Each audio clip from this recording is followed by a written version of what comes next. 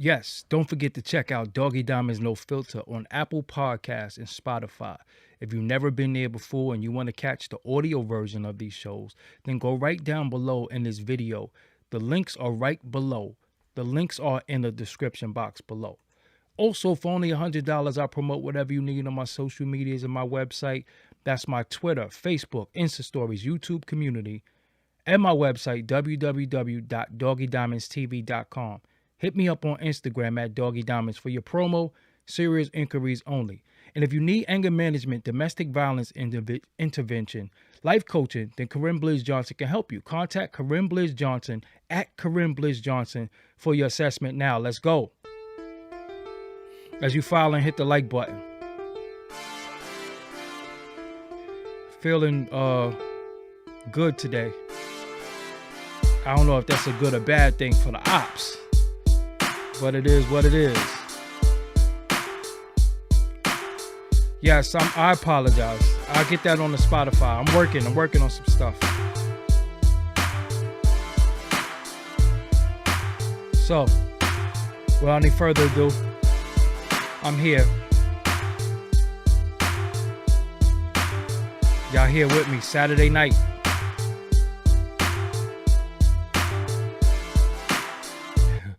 What's up, everybody? I go by the name of Doggy Diamonds. This is Doggy Diamonds TV. Doggy Diamonds No Filter is the podcast. Shout out to everybody in the room. Shout out to all the supporters and the members. Shout out to the members to be a member, join the channel. Even after the video goes off and you appreciate the video, you can hit the super thanks video and donate. The Cash App is pinned to the top, as well as the super chat is open. So this is along the lines of what I've been doing on my channel, what I've been doing since you saw me. I used to talk a lot about the industry for a very long time, right? And I stopped talking about certain things because when I was at Forbes DVD and I was in a partnership, I was made to believe, and there was a lot of phone calls being made, a lot of people, poisoning stuff. Could have been true, couldn't have been true, but whatever. But I've always had a reckless mouth when it came to the truth and not speaking out on stuff that was wrong, that I saw was wrong in the culture, because I always came into the culture and wanted to do right by everybody. Of course, I made mistakes, still going to make mistakes, but never anything malicious. I never robbed anybody, never took anything from anybody. So when I seen it being done to people, I would speak out. And I would say stuff, but again, you're not allowed to do that in this culture. And a lot of times when you do that, you get ostracized and you get casted out, which is fine because, in within culture, you could create your own subculture, which is yours. So I've always been cool with many artists. I've always been, to this day, I have no issue with no artists. No artists have any issues with me. At least I don't think. I go where I want, do what I want. I'm invited everywhere. I could be at red carpets. I could be at parties. I could be everywhere. I'm not outside of the industry in the sense of they don't want me there. It's just that I choose not to go there because I don't drink or smoke. So I find myself in these settings now like, what the hell is going on here? Like when I drank, I would go in these settings and, I was drunk. So, I fit right in. But now being sober, I go in the settings and you see a little bit more. You see a lot of the cap. I seen people that was talking shit about each other in the club, smiling. So I always was just like, okay, this is all fake. Before I knew it was fake, I thought it was fake. And I thought people were fake. And I never really fit in with that because I'm not the type to be disrespected by a man or a woman and then see them and either we going to talk it out or it's going to go another way. So I used to see that, but I would see people avoid each other. I would see people ignore each other. And I'm like, oh shit, he here. They going to get it shaken and they walk right past each other. But then go right back online and be like, I saw you last night. And then it was like, hold on. What the hell is going on? So that kind of bothered me. But getting back to the main topic was I was led to believe that being that dealing with the website that I was formerly dealing with, I had a partner who was still trying to be an artist. So I was always led to believe that anything that I said or did was going to affect this person's artistry, was always going to, because they penalized me or felt the way about me, they was going to take it out on him. So I was uh being asked to be silent, being asked to not say nothing about certain things. Because if you go back to my tweets, 2009, 2008, I've been calling out a lot of people. Been saying, is nothing has really changed. I've been saying what I've been saying. But, you know, certain people would call and say, yo, I don't think you should do that. That's going to hurt you. And then, you know, when a person wants to be this rapper so bad, you know, they're going to take anything as, yeah, that hurt me. This is why my record not getting played. This is why this was it. You. So I said, okay, this is how I fix that. I remedy that by doing this. First of all, I do my own fucking thing, right? I start my own thing. So whenever I do, whatever I say, don't hurt nobody. I'm not Forbes DVD. I'm Doggie Diamonds. And whatever I say will affect me. Well, here we are. All the people that I've so-called said shit about, all the people that are so-called should be mad at me, they're not. I still do interviews with them. I still speak to them. They still follow me on social media. And so it's confusing because I just think that the industry respects my truth.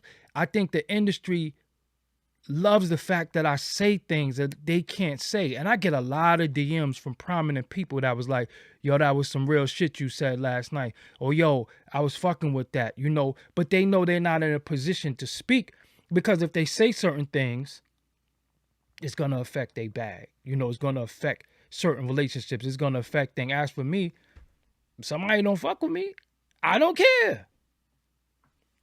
It don't... I'm not worried about nobody I don't know not fucking with me. You know what I'm saying? I'm not trying to have a networking relationship with scumbags. You know, so if I deem you a scumbag or somebody who's foul, I don't care to be in your presence and around you anyway. So when I speak, believe it or not, I would never put them on blast because it's confidential, but they know who they are and they hit me. You know what I'm saying? They hit me all the time and be like, yo, that's real. And I'm telling you, it's major people. You know, I will say that Mace does hit me a lot. Shout out to Mace, but I'll just leave it there. It's people from R&B groups, top R&B groups, top rappers that hit me and say that's real. Like everybody hit me and say, yo, that was some real shit. Yo, you broke that down. Yo, that's real. Yo, that really happened. And again, they can't say nothing because they're still tied to this culture that they didn't find a way to break out. So that's why you notice when many of these artists break free from these labels and these deals that they're in, that's when they start speaking out. That's when they start speaking. That's when they start saying stuff because they're no longer financially binded by contracts. They're no longer financially binded by deals with people. They start speaking up a little bit more. So being that I've never been financially binded by anybody, I say what the hell I want, when I want, how I want. And I don't really care who likes it because, yo, it's the truth. If I was lying, then that's something different, but I'm telling the truth. And the culture that we in is not a nice culture of how they treat us and then how they made us treat one another in the guise of getting the bag. So it's like, yo, I'm going to get the money, but I don't need you. I'm going to do everything I can not to mess with you. Even though you were part of the foundation, you were part of everything. You motivated me some days. You was in the studio with me. But yo, nah, it's not enough money for both of us. And I just got $4 million, but I can't give you $200,000. You ain't worth nothing. And that's how they make us. That's why there is no rap groups. Where's the groups? Everybody's a soloist. Everybody's out for self. There is no R&B groups. Where the groups? Everybody's out for self. They cancel reggae as a whole. There is no reggae music no more. And you know, that was a lot of consciousness. And went from the consciousness in the reggae, they made it just pure dance reggae music. Or Ed Sheeran. You know, he got like the biggest reggae song in the past 10 years. So that's why everybody's always fighting over money. Now, the thing about the culture, and I'm going to get into the title of the video.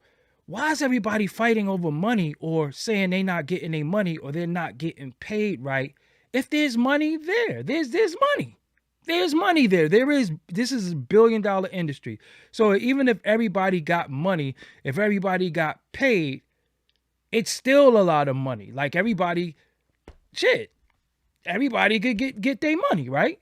But now you have people that are out in groups, but they gotta go solo in order to eat because it's 3 men to feed, it's 4 men to feed. So you mean to tell me if y'all sell X amount of records, y'all don't have no money? Where's the money? The money is there, right? Because if there was no money in it, then there would be no record labels. There would be no execs. There would be no all of these people. When you go into a record label, I don't know how much of my audience has actually been in a record label. It's at least a small label might have 7 to 8 people in the office every day. But these big labels, they got floors, they got divisions, they got offices with people in cubicles all around working. So there's money because you got to pay the staff. So there's money being made. There's money coming in, but the artist is not getting any money. Let me tell you why. It's not what you think. But it is what you think. See, they play games with you, right? So 9 times out of 10, when you go to a label, you have no leverage, right? You have no leverage. You put out a demo, you put something on SoundCloud, you might have a couple of dollars, somebody's funding you, whatever, but you don't have the money that you need because to push one song, one record, one song can cost you about $275,000, $300,000 to push one song. One song to push one song can cost you like $300,000 in promotion. This is a fact. Can't be disputed. So you coming in the culture, you buzzing on the internet, you know, you do your little videos buzzing, you hoping to get a little TikTok dance, you hoping to start a wave, you pay some strippers to dance to it, you do all you can to get a buzz. But you don't have that $300K, you don't have that $275,000 to go national. You can just go local, and hopefully through going local in your community and outside of in your bordering towns, you hope to catch a wave on the internet now. Some people do through sharing. Most of the time we share and send each other stuff because we don't like it. Not because it's dope. We don't be like, yo, this is a fire record, support this. We be like, yo, you see this clown shit? And we share it. So when 6ix9ine came out with the rainbow hair and had all the homies in the video, we was like, hold on, we got a blood that with a rainbow hair. We were so confused by it that everybody shared it. Everybody bit. Then the very next video he drops, it got Crips in it. Bloods and Crips. So we like, what the hell is going on? So you shared it. Not even because you liked it, not even because you knew the movement. You were just curiosity made you share it. Curiosity made you comment. So he didn't have to have a marketing budget. He just had to get it to the right people. And that's one of his affiliations with DJ Academics, because DJ Academics has a large audience that he can get you heard, seen. Having an affiliation with him is going to help you as an artist. So you're coming in the culture. They catch you. You broke. You don't have no money, right? Because you want a deal. That's what you in this for. I see people all the time. When I get this deal, when I get this situation, I got the deal, I got the situation. Well, what type of situation? What type of situation do you have? What type of deal do you have? See, they tell you they got the deal. They got the situation because that validates them. That validates them that they're wanted and they're coveted by the almighty Def Jam. The almighty Universal coveted them. And us coming up in the culture, we revere these names and these titles, just like clothing, just like everything, right? We revere these names and these titles. So you're an independent artist doing your thing, but Def Jam wants you. Oh, you in Def Jam. You took a picture in Def Jam. You went to Rock Nation. You took a picture on that gold couch. You did all these things. So you look like you about to be the shit. It's lit. They want you. I'm about to meet Hove. Russell might come through. It's lit. I'm lit. This is what I do this for. This is my dream. This is my goal, to be in this position since I was a kid. I wanted to be on Def Jam. I wanted to be a Rock Nation. Now, this is the catch. Your desperation. You're wanting to be in this situation so bad that you basically take anything that's given to you, because if you don't take it, then you can go somewhere else. Now, for you as an artist, where's somewhere else at? Where are you going?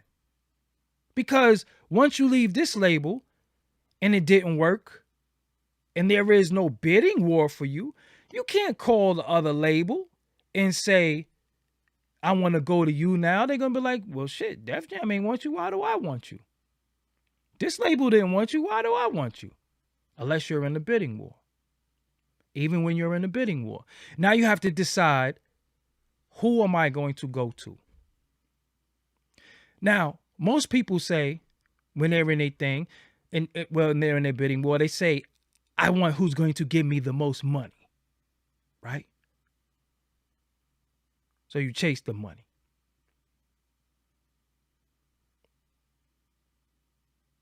Bobby Shmurda went with Epic. He was coveted by different people, but he went to Epic. Different people went to labels.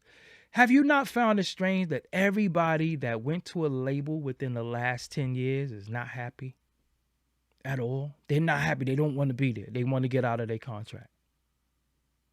Fetty Wap. All these people that was hot, that had these hot songs, they want to leave. They want to get out of it. Why?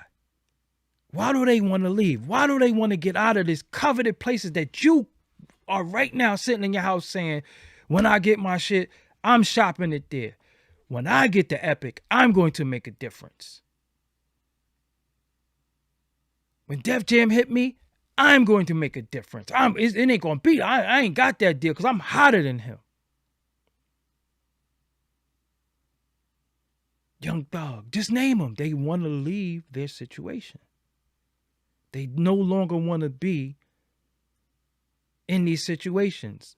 Meg Thee Stallion, just name them. They're all trying to get out of their paperwork. What's the Offset? And the hottest group in the game. He wants to leave. He wants to get out. Because he got what he thought he wanted. And they're able to play mind games with you. This is how they mind fuck you. See, what happens is, when you get your money, what's the first thing you do? You go buy a chain, you buy some clothes, you buy a car, and you get a house. Because you've been living in poverty. You've been in the studio, you've been eating ramen noodles, y'all been eating chicken boxes. So now you got a couple of dollars. So that's the first thing you buy. With your little advance money. Because people be like, I just signed for $16 million. But again, we could break that down. You didn't get $16 million. Cut it out. How much money did you get as an advance that's non-recoupable? Let's keep it real. Stop acting, I just signed for this amount of money. You might have. But you didn't get that. That was that amount of money for X amount of projects But marketing and promotion videos all has to come out that budget. They don't tell you that. They say I just signed for $16 million. So you think, damn, he just got $16 million. So the whole time you're in the studio and you up all night in the studio, taking 20 hours to write one record. Studio's $200 an hour. You took 20 hours. What's 20 hours times $200? You ain't thinking about it. You're writing. But you do this for a week. You do this for 2 weeks.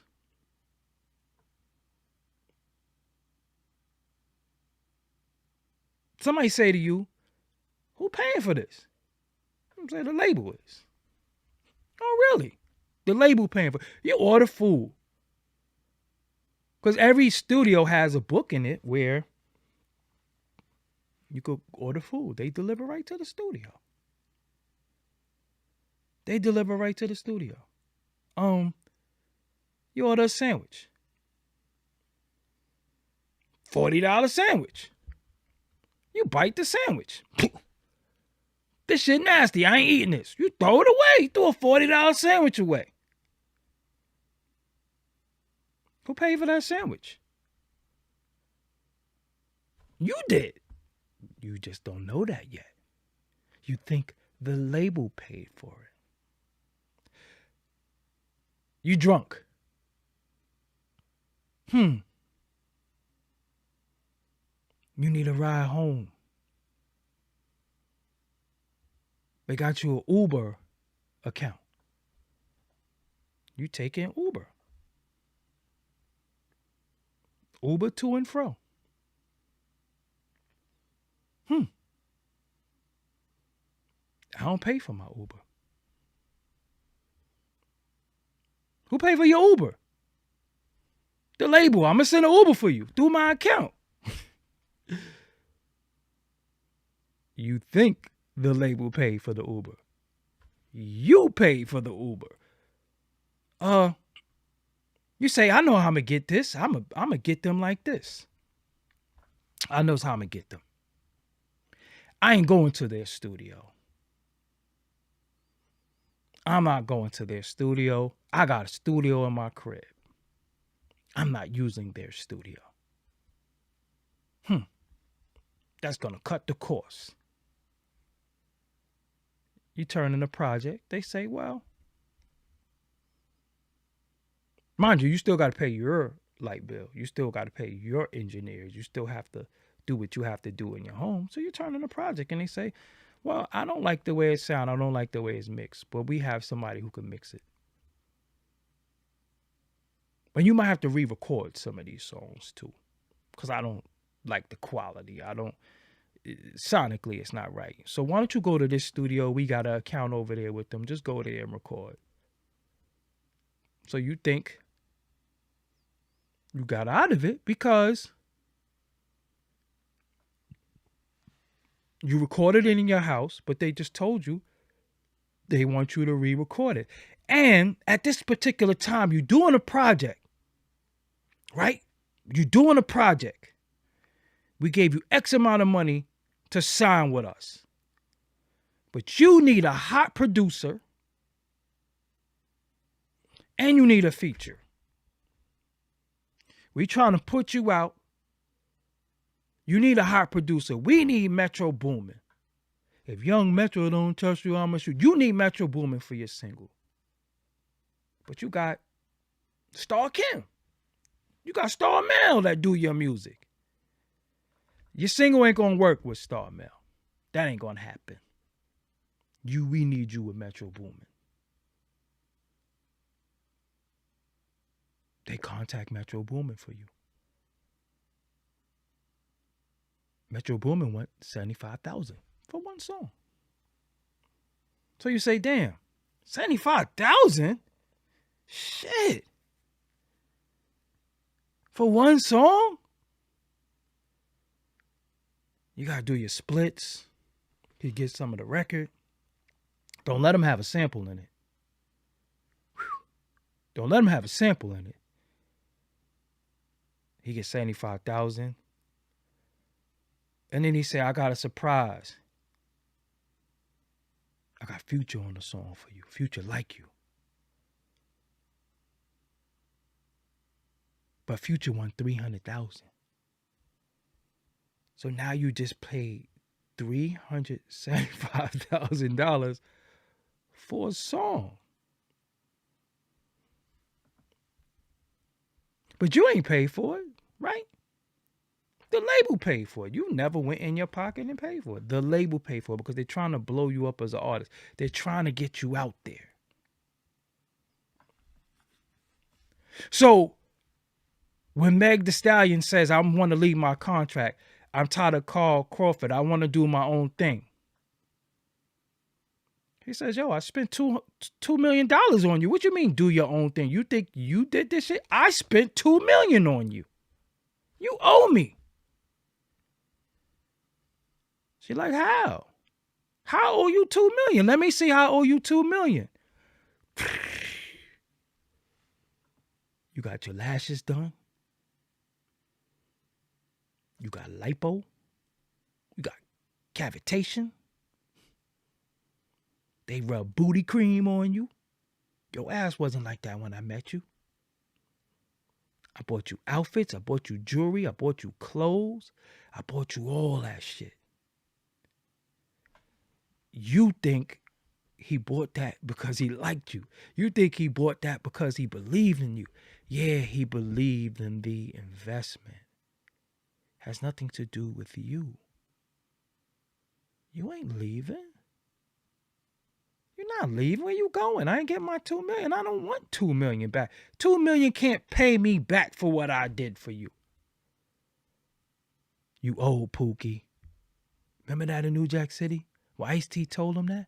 You old Pookie. Look, Carl Crawford is like, yo, I bought you some sweat gel from sdmfit.com right now.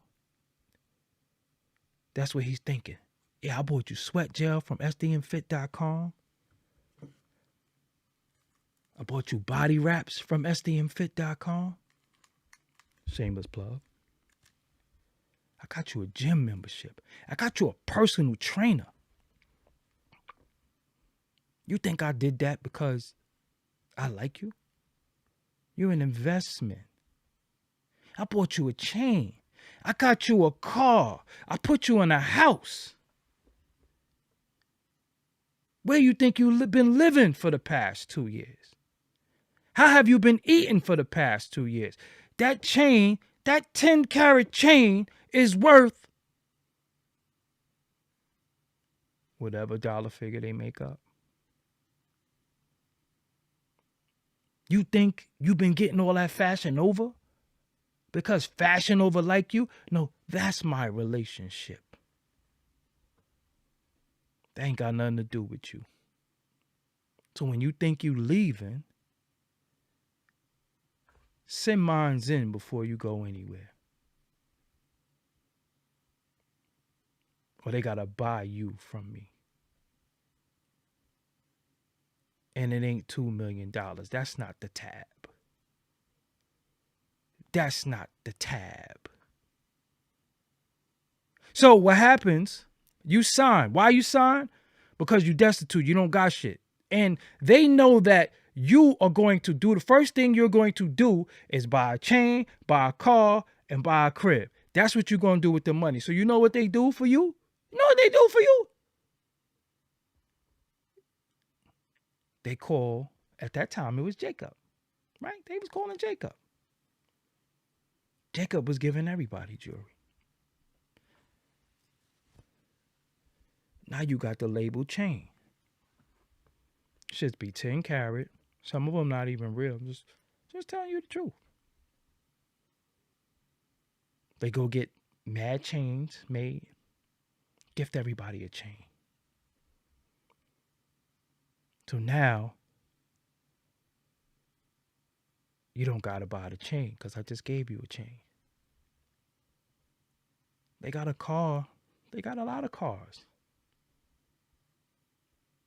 I'm going to give you a 2017 Benz. You just got a Benz. You think you're going to say, yo, I ain't taking no Benz? No, you've been in the damn Celica. Take the bins. You whipping. Because when you go around the people who have less than you got a chain, you got a Benz, right? Get you a little condo. You ain't pay no rent. So you don't have to worry about nothing. You don't got to worry about nothing. But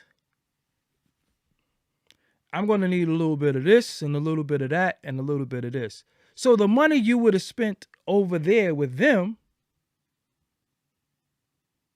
you just spent it with me because I didn't give you my car. That car still ain't paid for. It still got a note.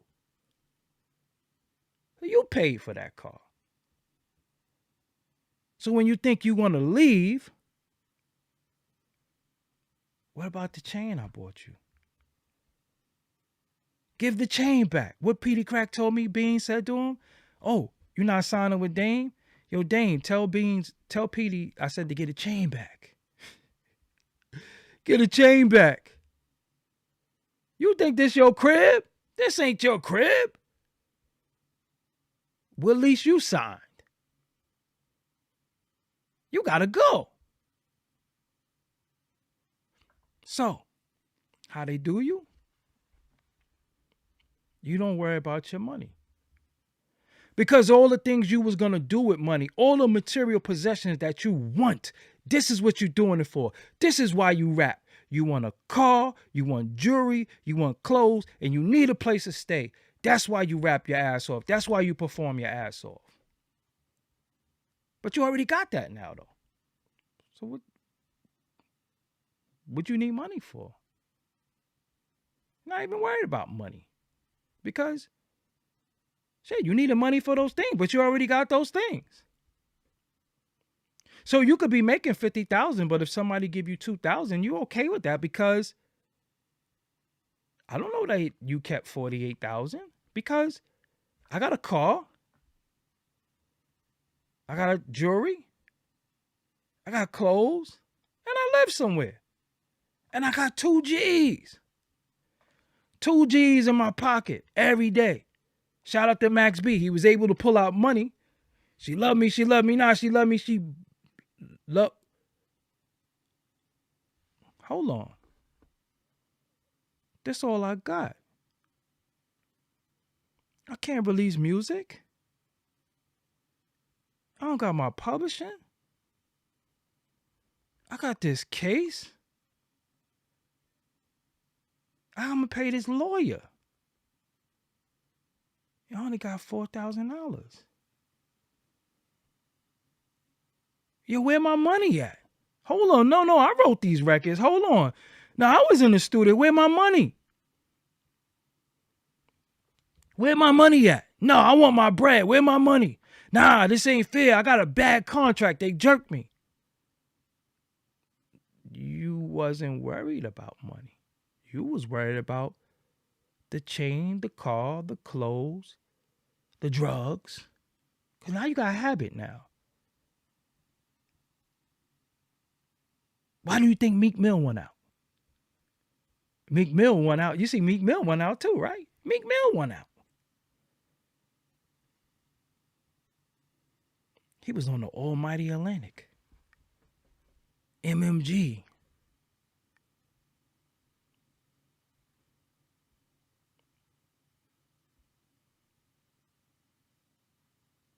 The contracts haven't changed. The contracts are the same. Only thing they did with the contracts is they changed the terms, the amount of albums. But some people signed contracts before they were streaming. Now they're streaming your songs. But you might still have the contract where they was charging you for shipping and distribution. And you say, yo, we ship gold. We ship gold. Yo, we ship gold. Yeah, we ship 500,000. 50,000 got broke. Records got broken. You pay for that. Then the people you shipped it to back in the days used to say, well, we can't sell this. Take it back. You think you not paying for that? You think you don't pay for your music video? When they was doing these big budget videos, these $500,000 videos, you think the label was paying for that? So now you're looking for your money. So now you're extravagant. Now you're looking all great.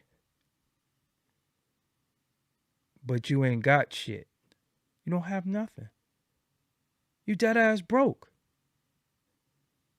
You're a popular bum. You blue checked up. You got your Instagram verification. You got your Twitter verification. You got your Facebook verification. People all in your DMs looking, but you don't have shit. You're broke. Because just like a pimp and a prostitute, the pimp will buy the prostitute everything she needs, the prostitute. But they never give them no money. You need your hair done? Okay, I'm gonna get your hair done. You need your nails done? Fine. But why do you need your hair and nails done? So you could go sell some more pussy to make me some more money. But you're not getting no money. Because who paid for your hair and nails? And you so psychologically damaged that when you go sell your pussy and you get your money, you give it to me. Why? Because I know how to manage your money better than you. Who put you on to the game? So when you sign these contracts, I put you on. So I get paid before you do. I get money before you. I got to get paid before you. If it wasn't for me, you would not be in this position. You was a bum ass nigga in Connecticut before I came to get you. You disloyal because you asking where your money at. You're disloyal because who put that chain on your neck? You was a bum in the crib with your mother was dying and I came to you and took you out your dying mother house and put you in the crib. Gave you one of my cars. You ain't have shit to drive and I gave you that. How dare you ask where the money at? Nigga, you wearing it. So you start saying, well, shit. I didn't want all this shit. If I had known this, I wouldn't have bought no chain. I would have got a Toyota Celica. I wouldn't have did all that. See, it's all deception. Success is what you make it. Success is not what other people tell you success is. And the problem is you keep falling for what you think success is. And if you can wear your success, if you could smoke your success, if you could drive your success, if you could live in your success, all that shit could be taken back. See, the minute you get a car, when you drive off the lot, it depreciates. But you need a car. But you can't front about no car. It's about to be 2023. I got a 2021. My shit only got 15,000 miles on it. But my car is old now. So even what I pay for it, I can't get that back. It's old.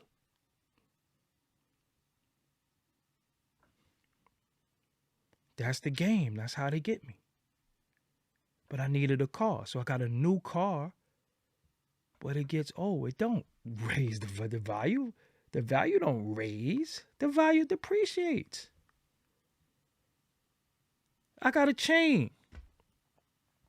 I don't have a Honda. So don't say I got a Honda. Y'all don't even know what kind of car I got. But anyway, because that's not important. So they got you a nice apartment. But you don't own the apartment. You don't own it. But they've been paying rent for you. $2,000 a month, $3,500 a month. You've been there for 2 years. You don't you don't see no you don't see no you never saw no leave. You ain't never see shit. You just know you live there. You leave the lights running, you leave all that shit. Nah, the label pay for this. Yo, why y'all harping on a Honda? See, y'all are really mental midgets. Seriously. Who gives a fuck if it's a Honda, a goddamn Kia? I'm not saying that. I'm just saying I don't have a Honda. But then y'all want to talk about Honda this. See how no matter what people build with you about, no matter what people tell you, you focus in on the most minuscule shit and you run with that the whole time. So you ain't hearing shit that I'm saying. You ain't hearing nothing that I'm saying. Y'all just start having a whole conversation about a Honda. Like this whole fucking bill is about a Honda. You don't think that's frustrating for people who be trying to teach y'all shit and show y'all shit? Seriously. People be sitting there putting their life on the line, spending time trying to tell you shit for your own good. And you're focused on a Honda. Ain't fuck everything I just said. Fuck everything I just told you. But you'll think about a Honda. Honda this, Honda that. Anyway. So, you never saw no lease. You thought you had a house. You ain't got shit. You don't have shit. You don't got no money. And everything that you had, you thought you own, but you don't. And all you got is that chain. And then when you go get the chain appraised, the shit is 10 carat. That shit got a little bit of penny in it. A little bit of Canadian nickel. Some Sprite can in it. That shit ain't worth shit. So all you got is a chain.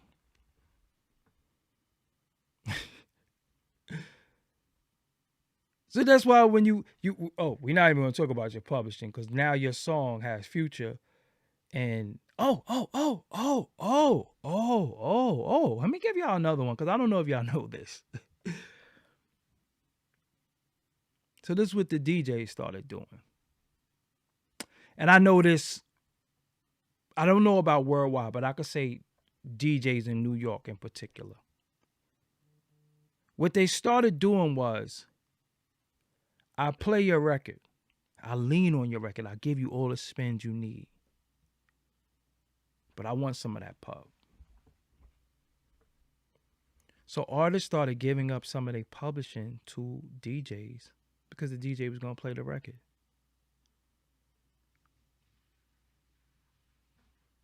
This is a fact. I ain't going to say who.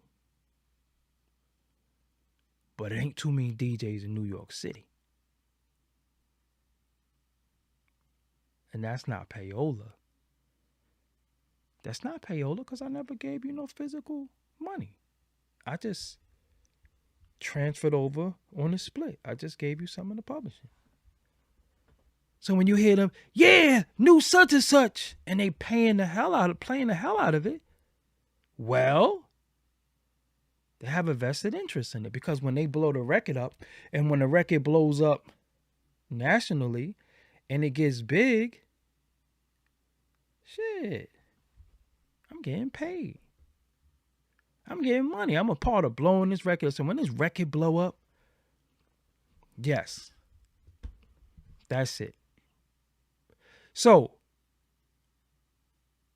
what I want to say to every artist, set your standard for what you want. If you in the culture, if you make music for a chain, for a car, for some clothes, for a house,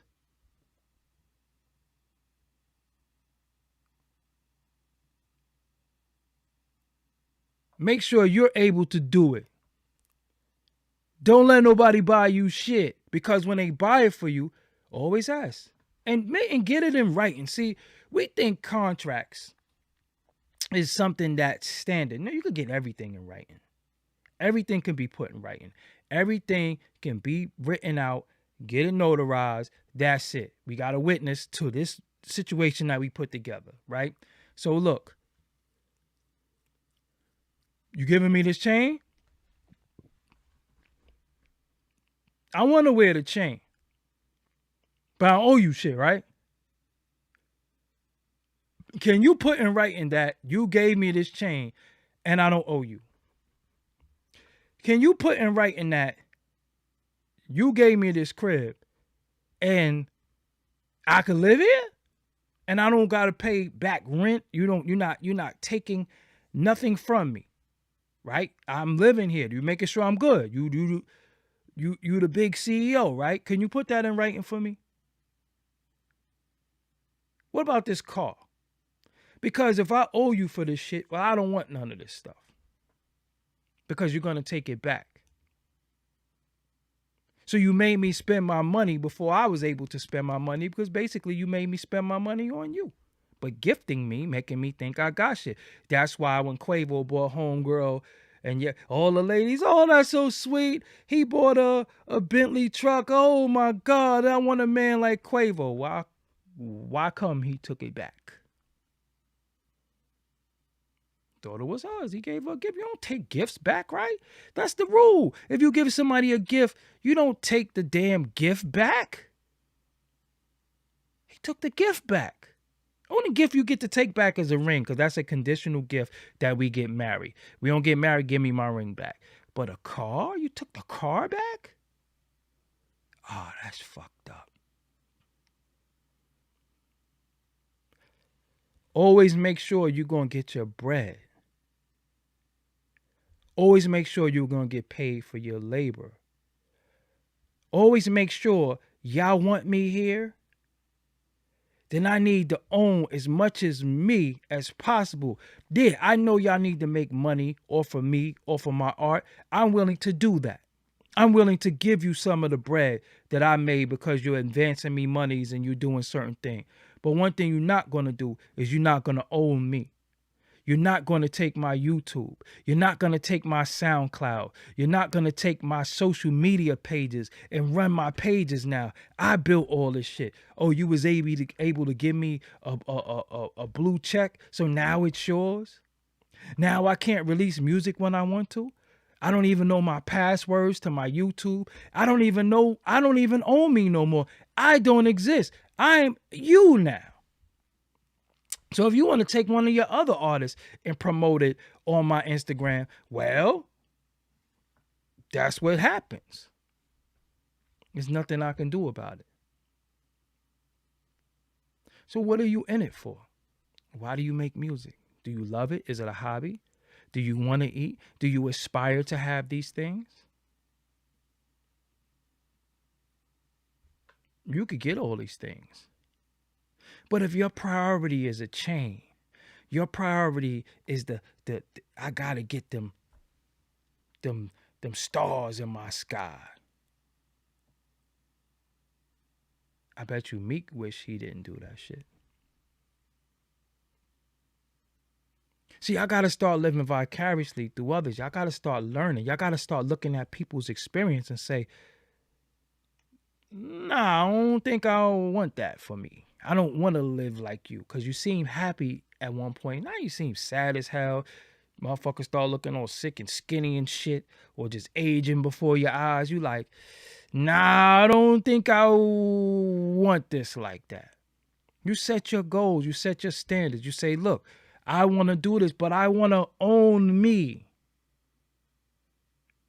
In this culture that we're in, no matter what you do, you're going to have to give up a little bit of your IP, intellectual property, your ideas and your labor for funds. I give up my labor to YouTube, right? YouTube doesn't pay me a lot of money like people think. I mean, I make a good living off of it, but most people living on YouTube comes from crowdfunding. It comes from people giving them shit. And I give, my life, my thought, my IP, everything.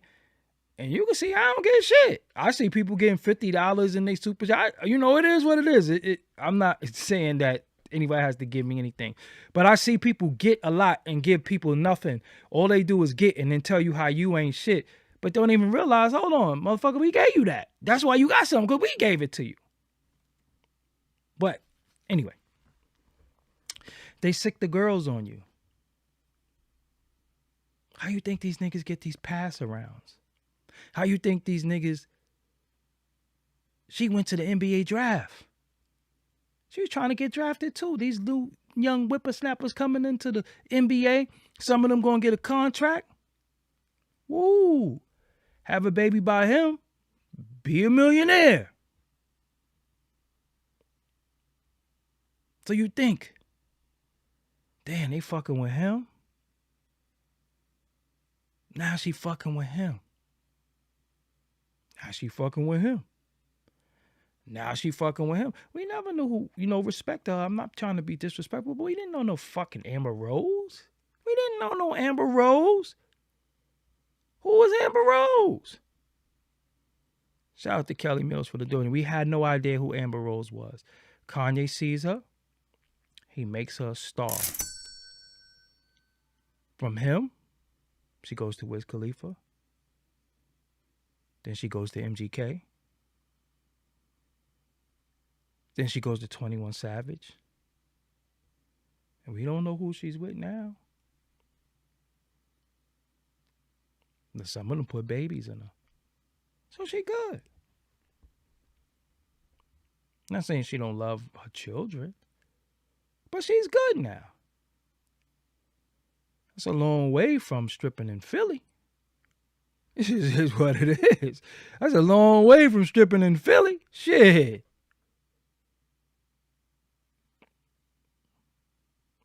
Right? So it's not about, sometimes people think you got to have lawyers. Yeah, lawyers are cool. But what do you want? What do you want? What are you in this for? What did you come into the culture for? Some people came in for money. They're going to get their money, right? Because they're going to do anything to get their money. It is what it is. So we can't expect much from them because they said they wanted money. So when they get their money, I'm not mad at them. I'm not mad at them, even though that some people be doing a lot of wild, flagrant shit for bread that I wouldn't do, but they came to get money. They got their money. I mean, they be complaining a little while, but it is what it is. Some people came to sit amongst people. Some people are PDRs. PDR, around my way, Fulton Street, Biggie, you might hear Gutter still say it. PDR is a professional dick rider. That's what some people are, professional dick riders. They are groupies. They are people who go from click to click. You see them in every video. They're professional dick riders. That's what they do. They don't have no skill. They don't have no talent. They talent and skill is to ride dick. They just want to be around. They want to take a picture with everybody. That's what some people are. Some people think a picture validates them. Some people think a picture, could I get this picture with them? And they run to social media with the picture and say, yeah, I just took a picture with Samuel L. Jackson. So?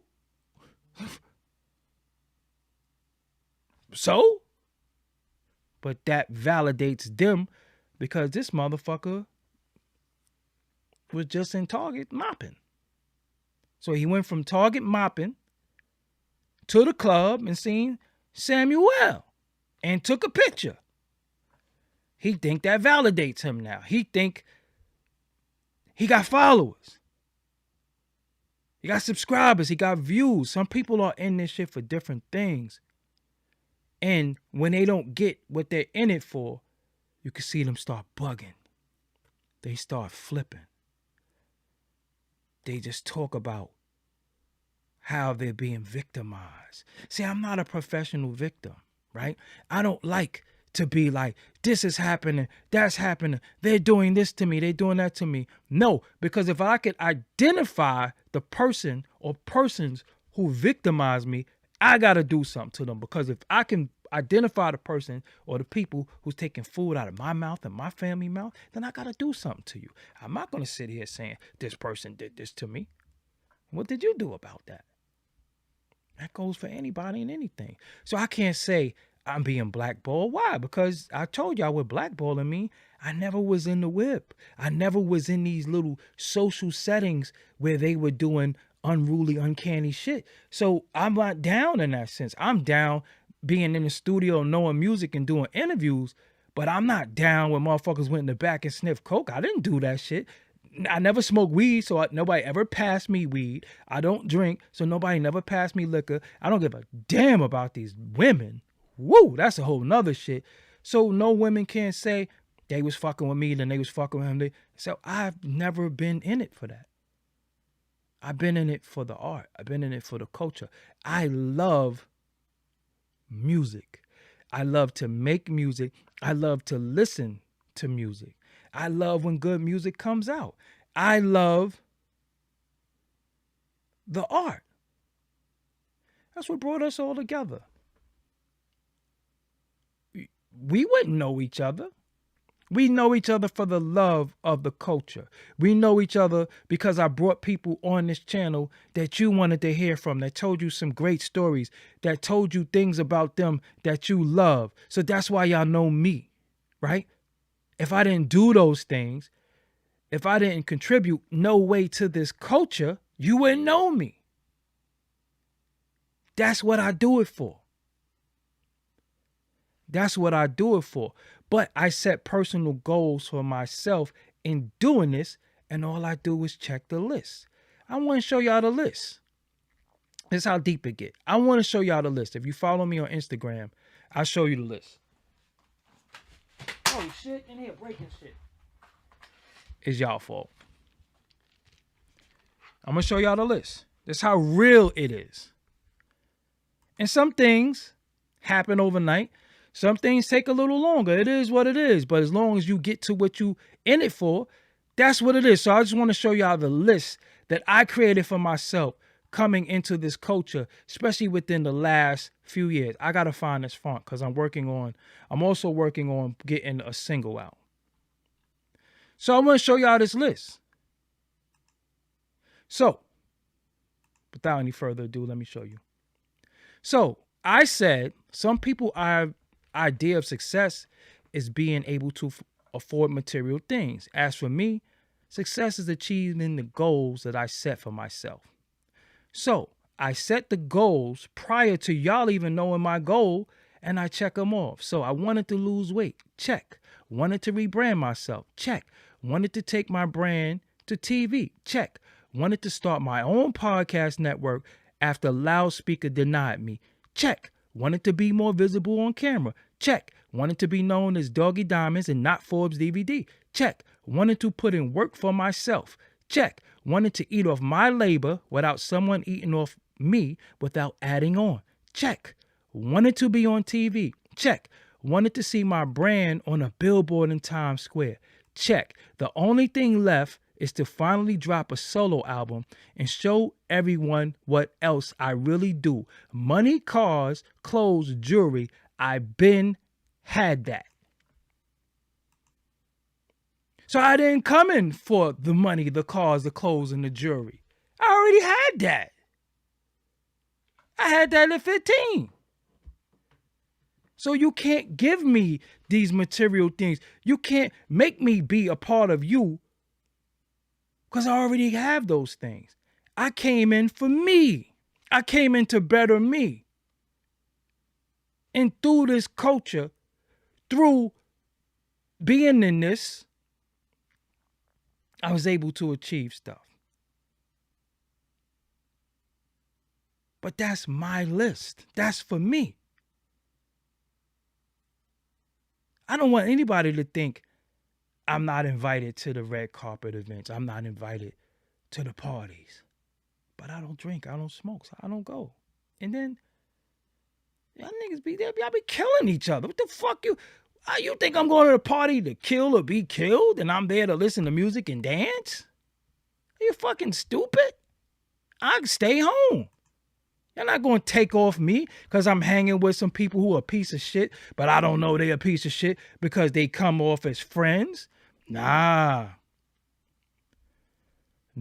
Yeah, shout out to Star in Life. If you can, look up Star in Life, spell Lyphe, Life, on Apple Music, anywhere. That shit is fire. So, when you're an artist, you might be struggling. Thank you, Class Initials, for that donation. You might be struggling. It might seem hard.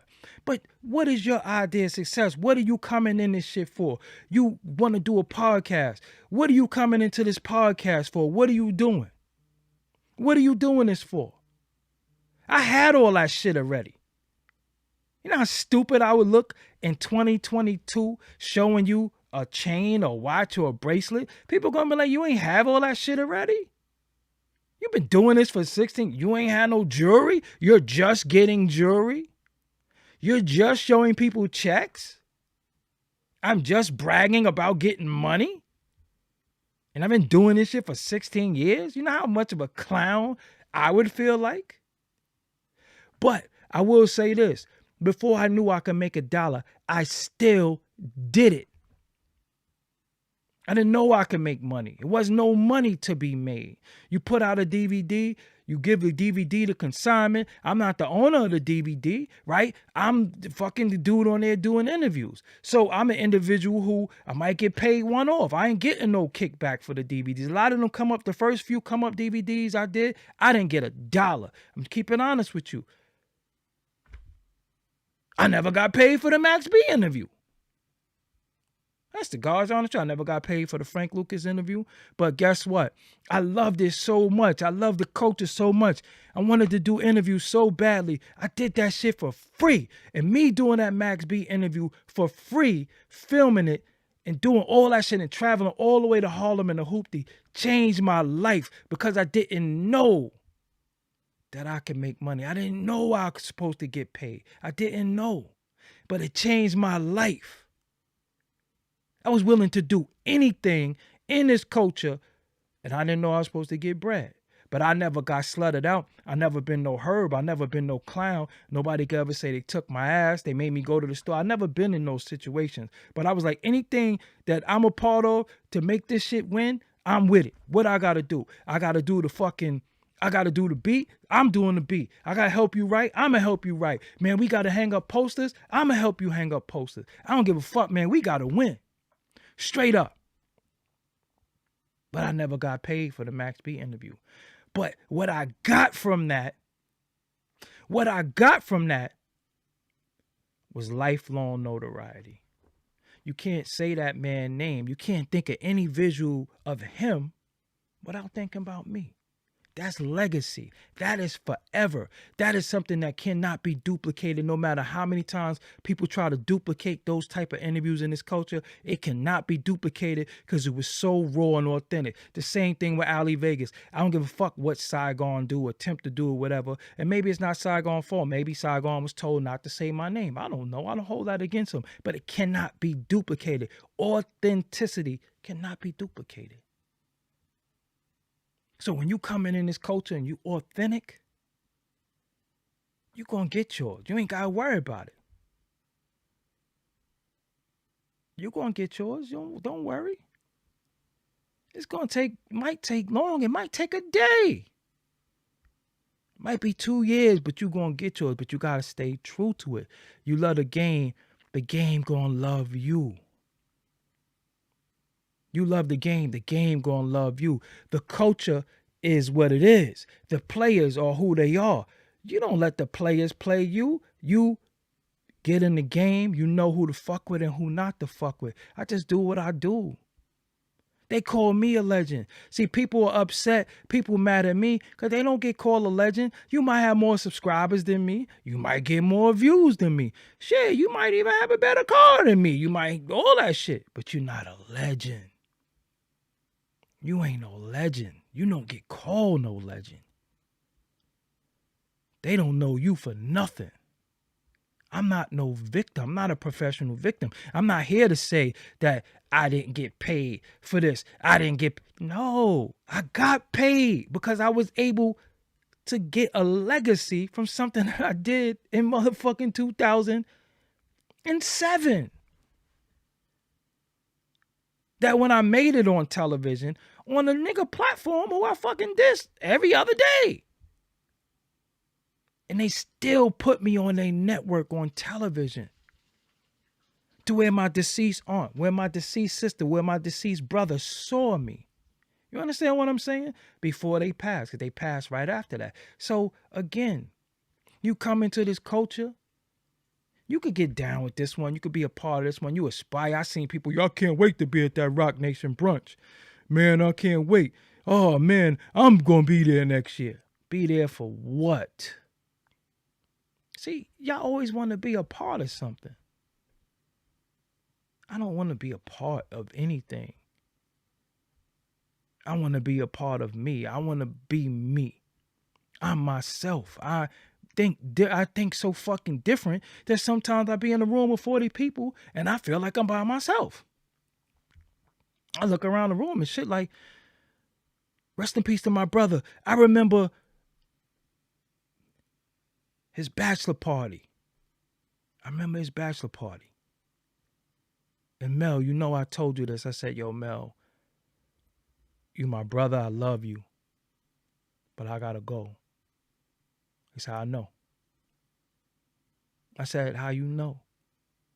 He said, I'll call you later. I know. So I left. And I called him the next day. I said, how you knew I was going to leave? He said, because when I looked around the room, you don't aspire to be like anybody in that room. You don't want to be like none of them, and none of them is like you. So you didn't fit in, so you left. You know how many circles I go through where niggas is drinking 40 ounces? Niggas is drinking a pint with each other. Niggas is passing weed, talking shit. How do I fit into that if I still don't know my final cut yet? How do I fit into that if I still ain't put out my project yet? How do I fit into that if I got to edit my videos? If I got to go live? If I got to do an interview? How do I fit into that? See, these people don't want what I want. They not into what I'm into. They into partying and bullshit. They into looking like it. But I am it. I don't have to look like it. I am it. So that's the difference. People try to mask not being it with material shit. Y'all want me to go get my chain? Y'all want me to go get my watches? My rings? I got all that shit. You want me to pull out $50,000 on camera? I could do that. I don't have to though. You know why? Because that shit don't make me. That shit wasn't responsible for that Max B interview, for that Ali Vegas interview, for that Tony Yayo interview, for that Laura Superb interview, for that Jadakiss interview. The list goes on. That shit wasn't responsible for that. The chain I had on didn't get me that. This got me that. The oral the mental capacity that I had that manifests through itself orally got me that. None of that shit got me that.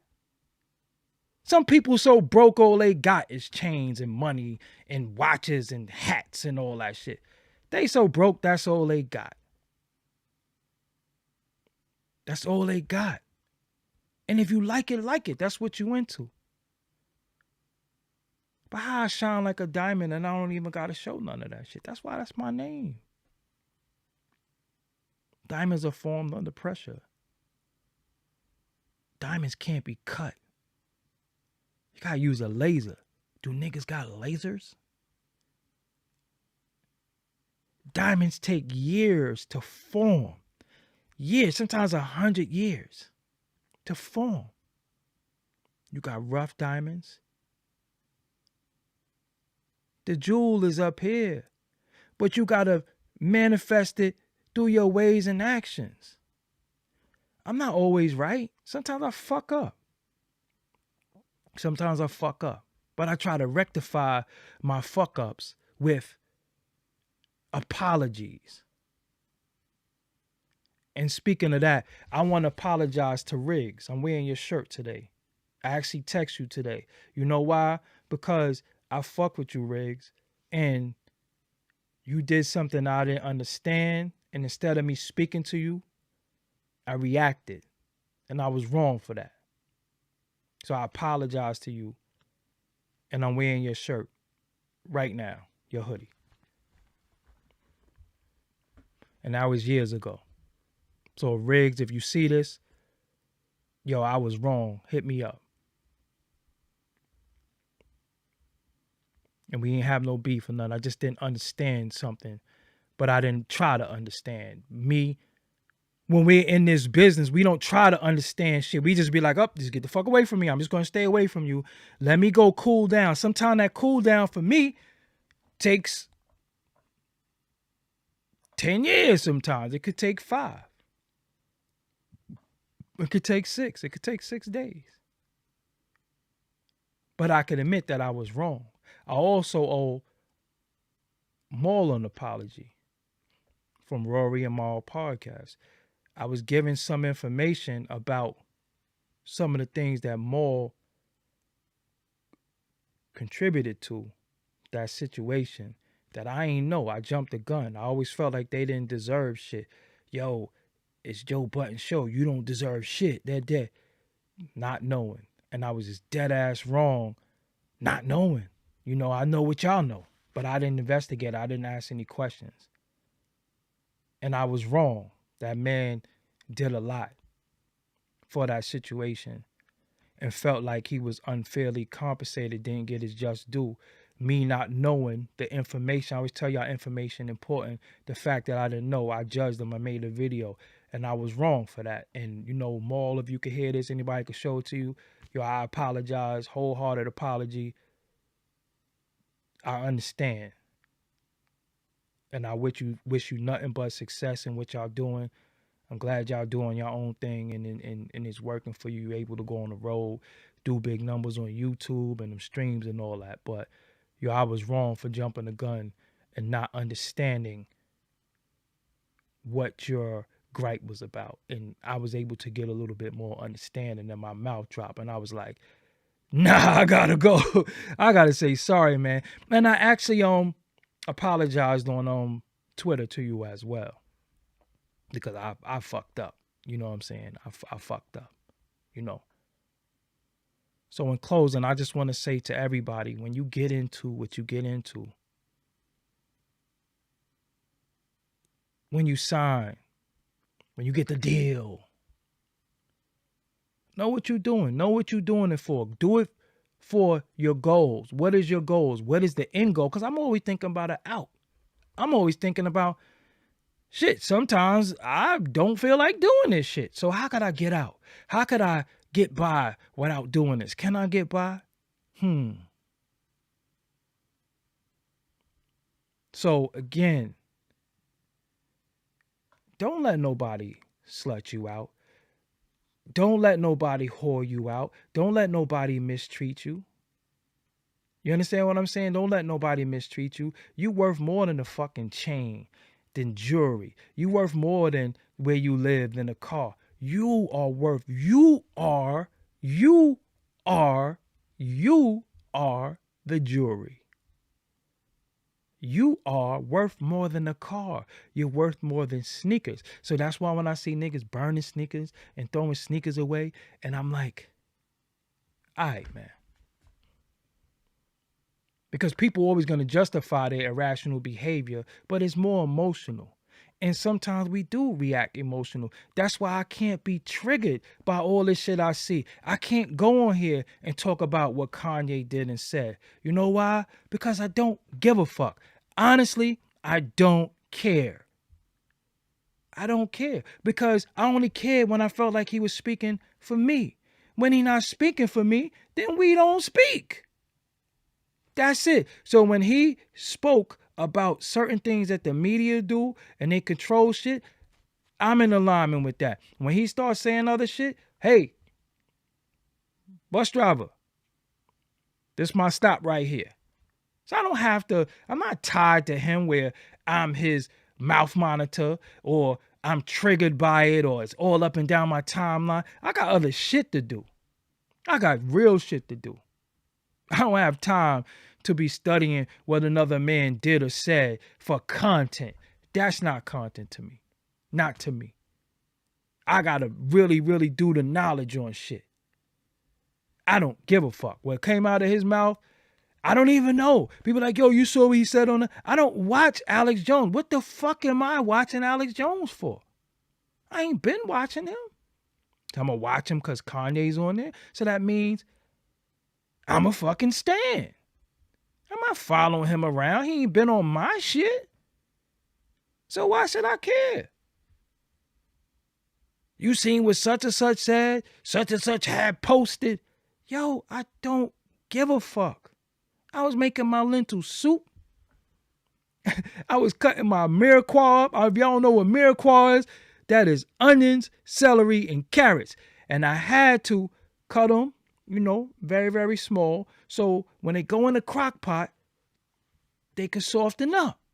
That's what I was doing. I was sitting there seasoning my shit. I didn't really care about none of that shit. I was off the internet. The other day was my brother's birthday. I tried to delete all my social media. I promise you. I just didn't know how to do it. I tried to delete all this. I just wanted to delete everything. Say, yo, I need to let this shit go because I'm starting to feel like I'm in a world by myself because everybody has a way of thinking that I'm not in alignment with. So I gotta let this shit go because this shit is just bugged out. Why do you care? I don't give a fuck. I don't give a fuck about what they doing. I really don't. I don't. And sometimes we come and we got to give bills and shit. We try to make it educational, but I ain't no fucking gossip queen ass nigga. That's why when homeboy said he copied me doing celebrity gossip. Well, listen, I ain't never do celebrity gossip. I never gossiped. I've always talked about shit and made it pertaining to how we live in our life and how it affect us. I don't give a fuck about who's fucking who's getting fat, who got slapped. I don't give a fuck. I don't care. I really don't care. I eat my fucking popcorn. I do all types of shit. I mind my fucking business. I be in the gym. I take dumps. I don't care. That shit don't make me. And if I don't have 100,000 views on every video, 400,000, I don't care because that shit don't make me. All the things, see, niggas need this shit. I do it because I want to, but I don't need it.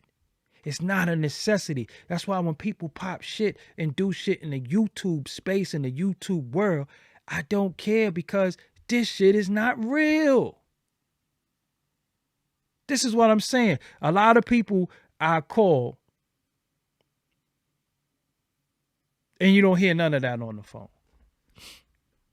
I don't care. I'm a book of information. A whole complete book of information. So what I do, I get some information. I want to give y'all the information. That's all I care about. What I always say, yo, niggas don't give us information. That's why we don't got shit. That's why everything we need, we have to go to them. That's why every time we want to put out a record, we got to go to them.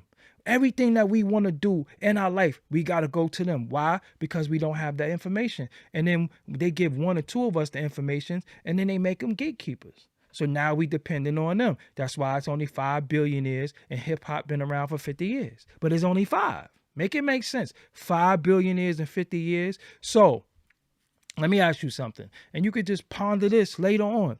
If DOC, right? Shout out to DOC, one of the greatest artists ever. If he didn't lose his voice, who know where he would have been. But in my personal opinion, he would have been up there because he was up there back then. So if he penned all this shit, all the Dr. Dre shit, Snoop shit, all the shit, he's not a billionaire? He wrote the shit. It came from his brain. Eazy-E shit. Ren shit early on. He was writing on it. He's not a billionaire? And we don't see nothing wrong with that. Nikki D was the first woman signed to Def Jam. The first woman signed to Def Jam. When the last time you heard one of her records at Old School at noon or anywhere? They don't even fucking play her. They completely wrote her out of history of the culture. People don't see nothing wrong with that. But when I speak on it, oh, he's always mad. Oh, he's always trying to diss the culture. Motherfucker, listen. You have no idea what you're talking about, because the people who try to say that I'm this, that, and the third, you're not even in the goddamn culture. You don't even, what have you done? See, when they cut the lights out on this shit, I'm telling you, some people, they gonna off theyself because they depend on this. They need this shit. They need validation. They need validation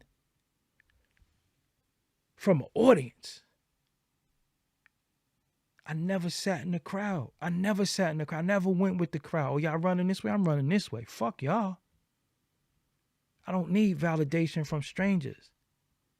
I got people who know me personally, who I speak to every day, that know me, that love me, that know my heart is pure. I don't need validation. I don't need people to tell me, yo, that's real. But in my realness, they don't even spread my realness, but they spread bullshit. So how real was it? If what I said was so helpful, why do I gotta say hit like? Shit like that to me don't make no sense. Where's my TikTok clips where I'm tagged at? Where is my the first rapper I meant? Where's my IG clips? Where's my shit? So again, I know that I kick real shit, but it is what it is. I'm not here to fucking, I don't need no trophy.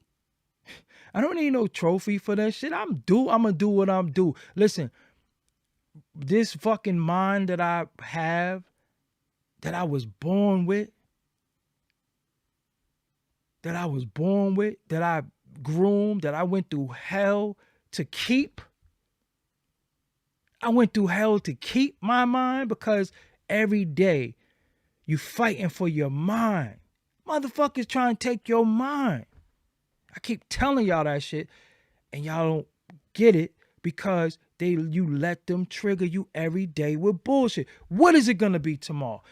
This is what I want you to do. When you get up tomorrow, go on your social media and type what y'all mad about today. Every day we're mad about some shit. Every day we're never happy. There wasn't no joyous occasion. We don't got shit to celebrate. Oh, we can celebrate nigga shit. Oh, they won a championship. My team won a championship. Oh, he got knocked out. Oh, shit. Yo, he just dropped a new record. We don't got nothing as a whole to be happy about. We got to be sad. This person died. This person got kidnapped. There is no good news. If there is no good news, that means all there is bad news, which leads to what? Anxiety, depression, and you fucking tired of fighting. So you start giving up. You start running to the bottle. You say, yo, man, I'm fucking get high. I'm sick of this shit. I'm tired of this shit. You got motherfuckers telling you, yo, you not black.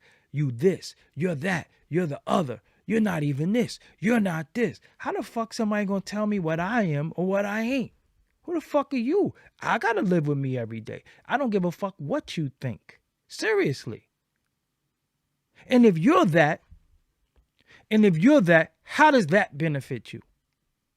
You gotta show me tangible shit. You can't just tell me it benefits you just because you know, and knowing your history and all this regurgitated shit that has been debunked. Half of the shit that people be talking about today has been debunked. Why? Because the information that they had then, they don't have now. Research gets deeper and deeper. We're able to research different things. We're able to use different sources. So get the fuck out of here with a lot of shit. So I'm be like, man, I don't listen to that nigga. Listen.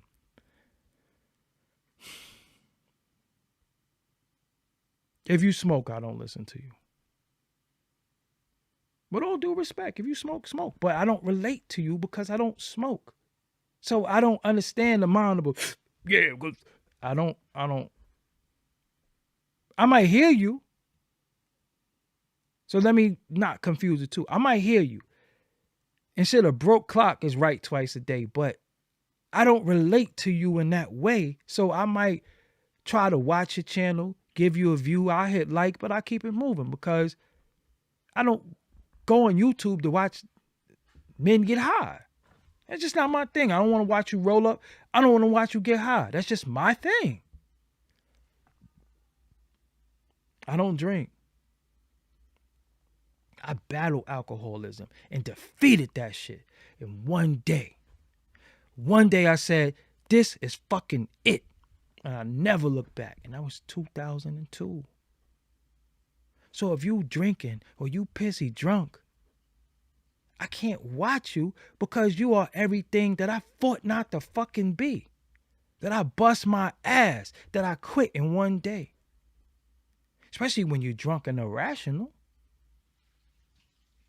Now if you're taking a little sippy sip, you're drinking your wine, you might drink a little Rony Ron or whatever, that's cool, but you pissy drunk.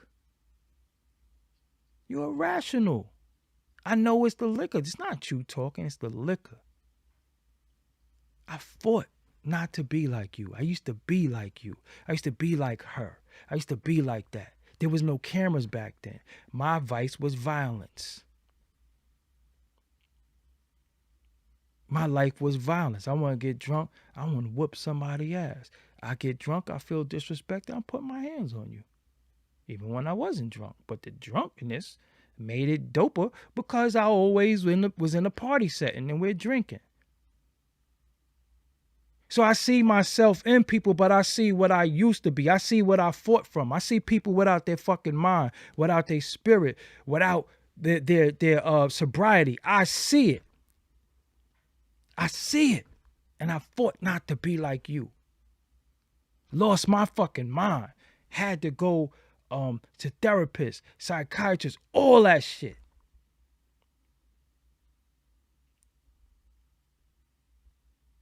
I fought to not be like you, like her, like him, like them. I fought because it was so destructive for me. I was destructive. I was fucked up. That shit controlled me and consumed me.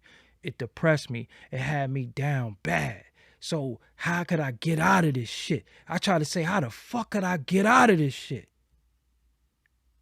You gotta put that bottle down. You know you were drunk when you getting drunk by yourself. You know you were drunk when you don't got a friend. Seriously, you know you're drunk when you don't got a friend. When you go get you a fuck, when you walk your ass to the liquor store and buy you a fifth or a liter by yourself, and you ain't got a friend, it ain't somebody that you drinking with, you're fucking drunk. Again, now if you, this is not against anybody who drinks. Seriously, this is not against anybody who smokes. Do what you do. I have no issue or problem with that. I'm just saying a motherfucking drunk or a goddamn custody cannot give me life advice because that was the things that was ruining my life. So I had to get away from that. And I don't even want to be around people who indulge like that because I might relapse. I might one day say, yo, you right. Because half of the motherfuckers who be drunk all the time always talking about depressing shit. So you might fucking get me in that mind state and everything is fucking depressive. So I might say, yo, I need a drink too. No.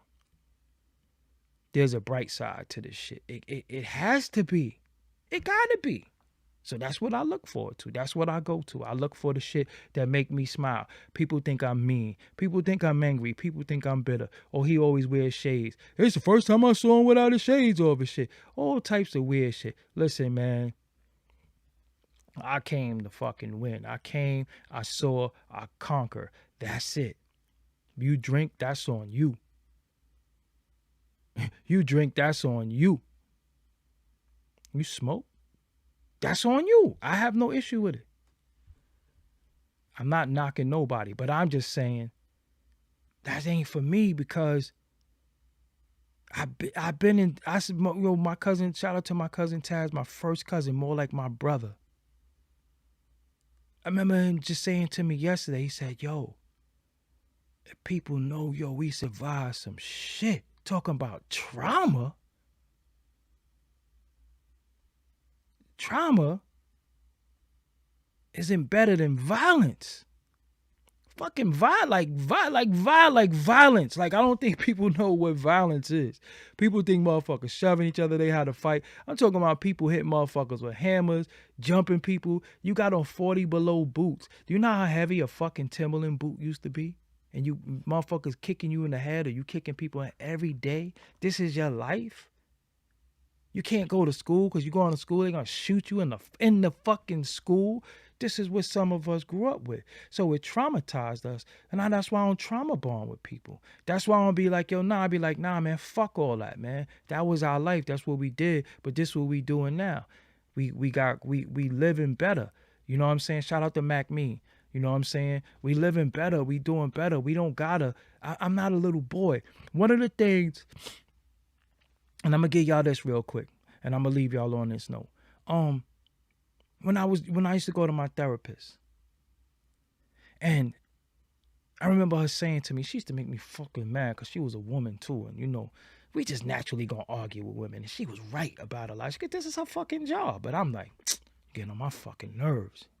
I don't want to be wrong to no woman, you know what I'm saying? So I used to be like, yo, she's starting to fucking piss me off with this truth. So I remember going to see her, and I remember saying, yo, but, you know, and she used to say, you know, I hear you a lot. I hear you talking about a lot of people and what you got to do for a lot of people and why you didn't do something for you because of somebody else. But what about you? I'm like, what? She's like, what about you? What about you? You're doing this for this person. You're doing this for that person. This person needs you to do this. What about you? And I swear to you, it probably took me like 20 years to get that shit. What about me?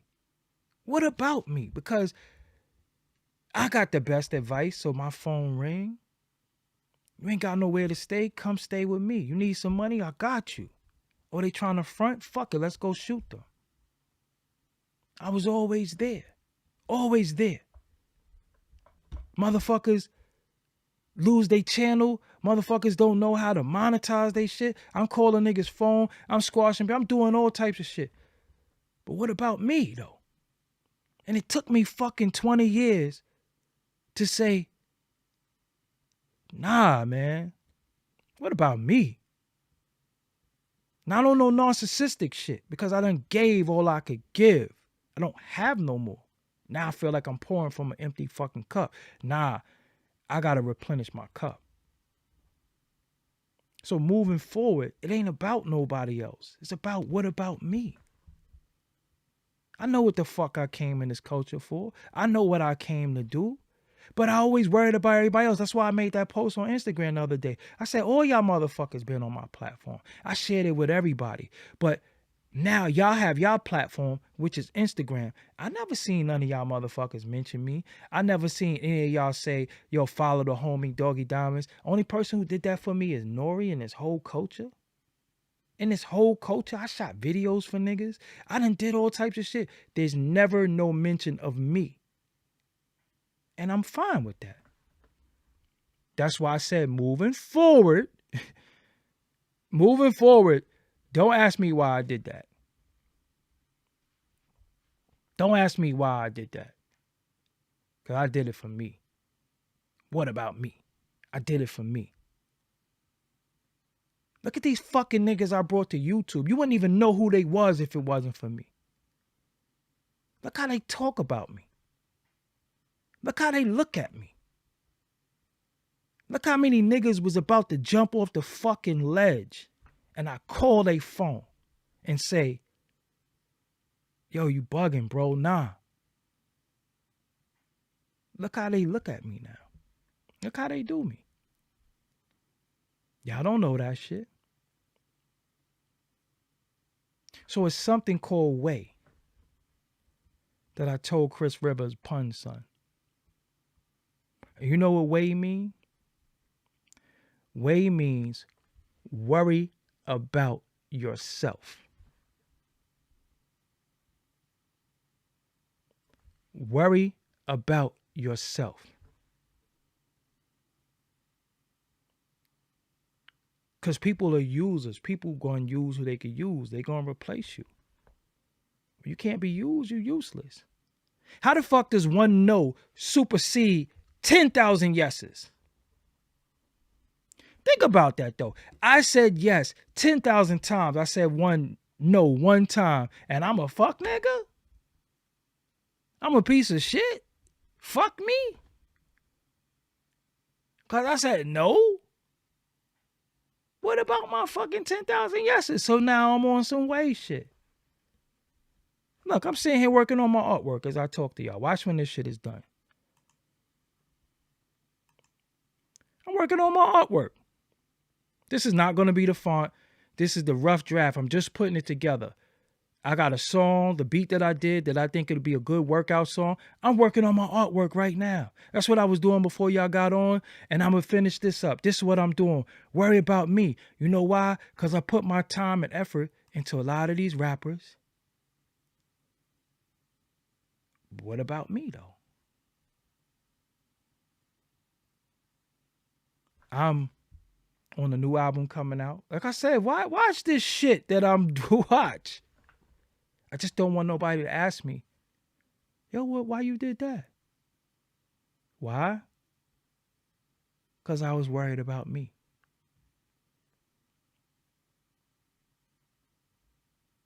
So another thing she said to me was,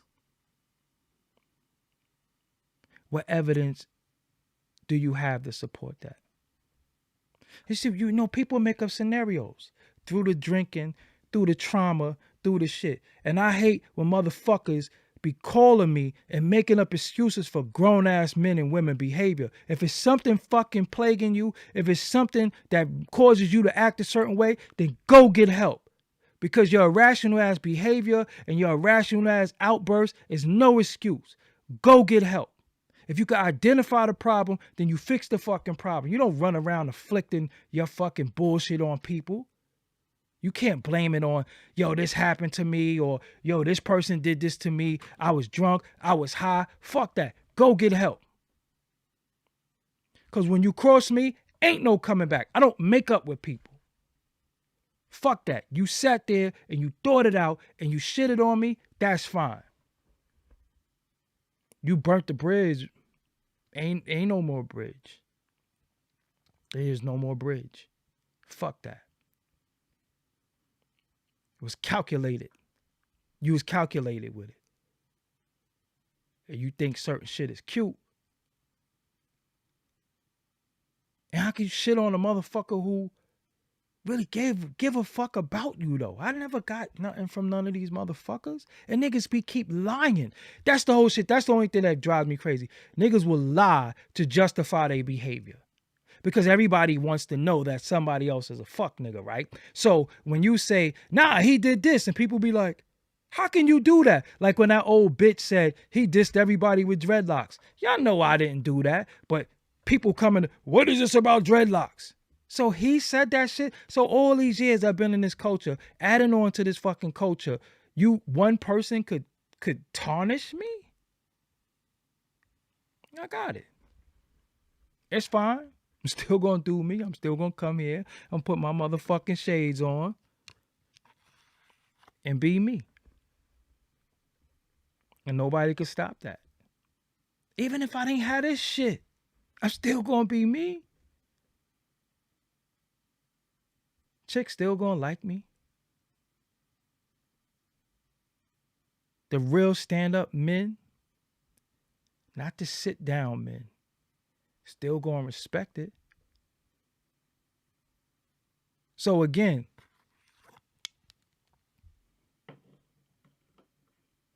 I made up scenarios. I started with people. I used to do shit. And she'd be like, what evidence do you have to support that? And she used to say, so this is what you think. But you don't know.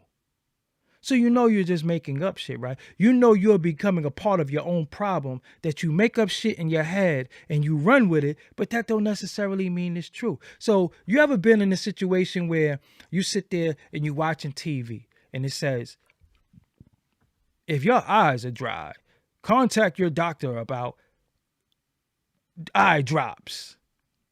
The side effects of eye drops is nausea, vomiting, headache, non-sleep, and sometimes death. And you sitting there like, yo, my eyes do be dry. I think I got that disease that they talking about on TV. I swear that shit. You done had every disease to you. You done had cancer. You had AIDS. You had all types of shit in your mind. And you can go get tested and say, nah, but they said AIDS take 20 years incubation. So that don't mean that I don't have it. And you start making up shit in your head and you doing it to you.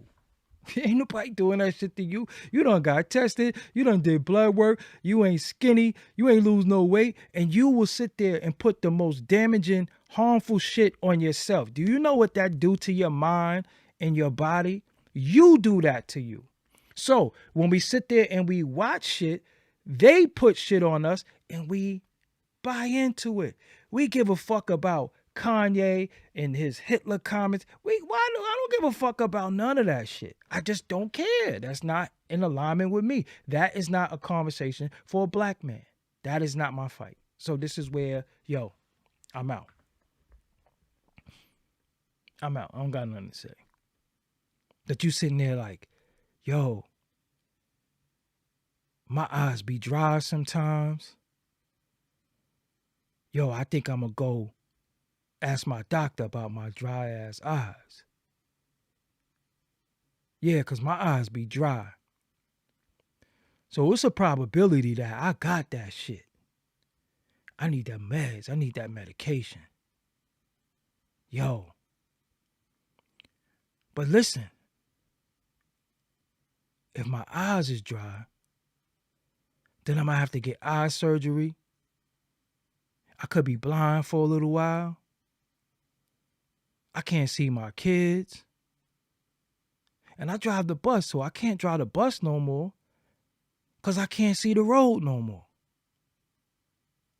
So I don't have to get Social Security disability, but they might deny me on the disability. And that's how I eat. So if they deny me on the disability, how am I going to pay this rent? And I pay my car note too. And I heard disability, they only give you this amount of money. They're not going to give me my full check. So I'm going to have to get rid of the car. We're going to have to downsize this crib. And I know my wife going to leave. Because she can't be running around chasing after me. We got the kids. She take care of her mom. And all that shit you just made up in your head. All that shit. You know why? Because you don't have dry fucking eyes. But who told you have dry eyes? The fucking TV. Same shit with this internet shit. Same shit with IG. The same shit with Facebook. The same shit with Twitter. They give you your scenario in your head. They tell you what you should be mad at. They tell you what the outrage is at because you didn't know about that shit. Like homegirl who lost her life in Mexico. Rest in peace to her. But you didn't know shit about that. She died a long fucking time ago. But they just decided to tell us now. And now everybody's mad at it. And we want justice for her. But I didn't even have justice for my homeboy who got killed at 16. But I'm supposed to go want justice for a fucking stranger. But I didn't have justice for my homeboy who lost his life. My best friend lost his life at 16. I never got justice for that. But I'm supposed to be angry over somebody I don't know. And if I ain't angry, you just don't care about black people. Why you're not covering this? So let me ask you something. Why you don't ask Vlad why he don't cover that shit? Why you don't ask Adam 22 why they don't cover that shit? Why do I gotta cover black people pain and black people shit and come on here every time like the angry black man? And you know what I'm mad about today? And the fuck out of here. These motherfuckers do what they do. They get their money. They don't give a fuck about us, the culture. They don't give a fuck about what happened to us. They just in it for their bag. They don't care. You know why? You know why? Because they the kings of way. They worry about yourself. They worry about they self. They give a fuck about us where we go. They don't. Why should they though? Why should I go tonight and cry about somebody I don't know? You know what make me sad? When babies get killed.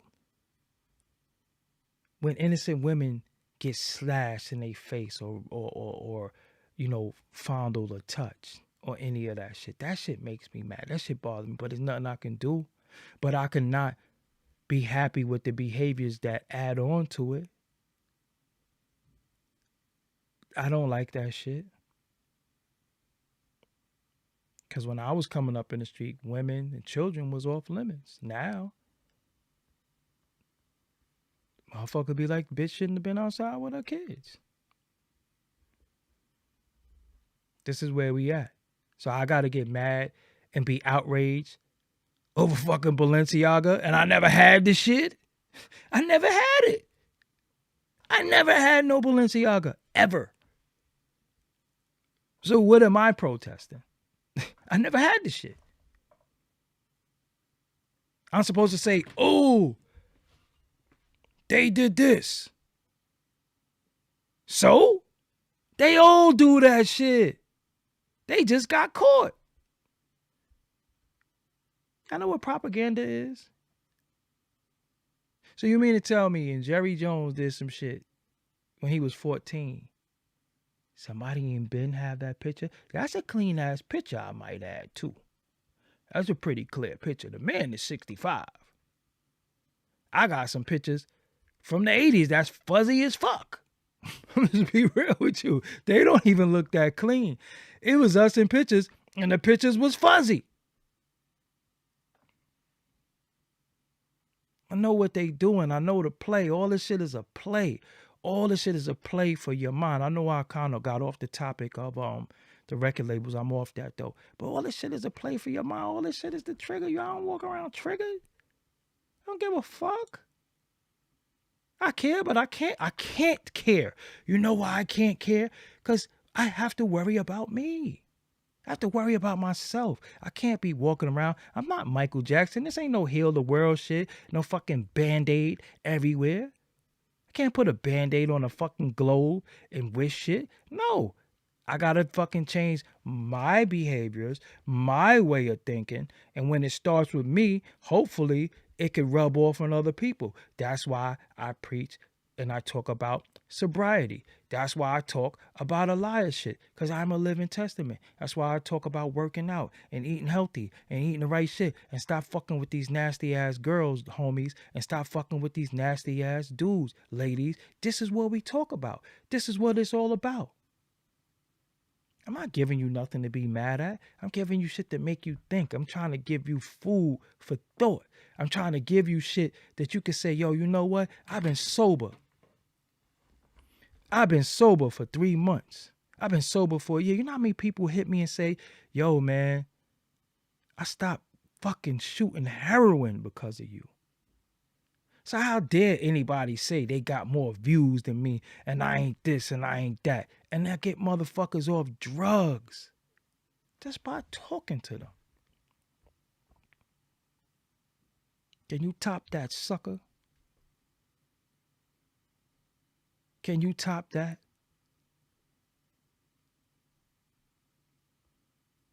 I turned down shit that I could have got liquor sponsors, but I don't drink. I told y'all that before. I don't drink. Vape pens and all that shit. Who fucking supposed to use that? Me? So I'm supposed to sit here before y'all and say, yo, what's up? This is Doggie Diamonds. When I'm chilling in the crib, I smoke this OG spick and span. You're gonna look at me like a piece of shit. But it matters if I got the bag.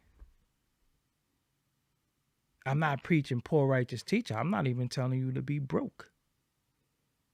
You know what I'm saying? I'm not even telling you to be broke. Get your fucking money. But how you get your money is very, very important. But some people don't give a fuck. Some people was born to fucking shake their ass. They don't care about shaking their ass. They shake their ass in front of their mother.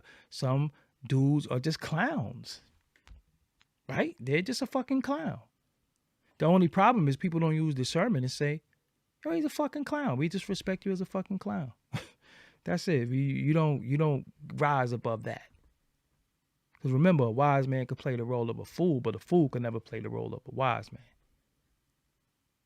You know what I'm saying? So when they say, yo, Balenciaga did this, I say, I ain't never had Balenciaga. I don't even really know what that shit look like.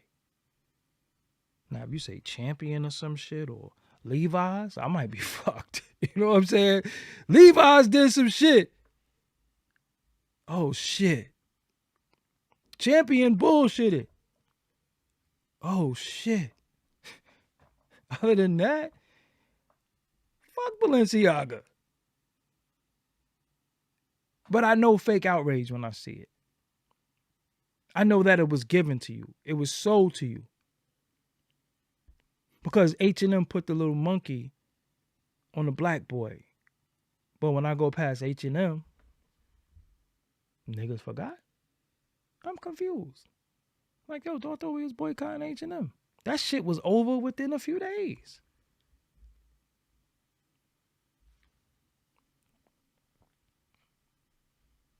Who the fuck are we to tell people what to boycott? You understand what I'm saying? Who are we to say, yo, boycott H&M because I'm doing it? Well, you fucking do it then. Thank you, Mr. This Is It 85. So think, motherfucker throwing away Nikes and Kyrie had them shits on. I ain't gonna never get over that shit. I'm not dwelling on it. I ain't harping on it. But motherfucker throwing away his Nikes in protest for a nigga who ain't protesting. That shit was for clout. It just is what it is. There's no way. You can't tell me no different. This motherfucker had on Nikes. You threw your shit away? Shit.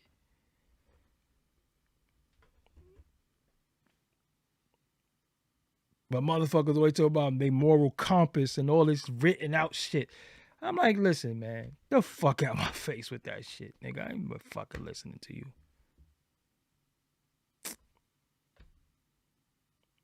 Listen, cut it the fuck out. I'm not throwing away my Nikes, okay? I got a few pair of Uptowns, and I'm gonna wear them. You know why? Because I fucking bought them.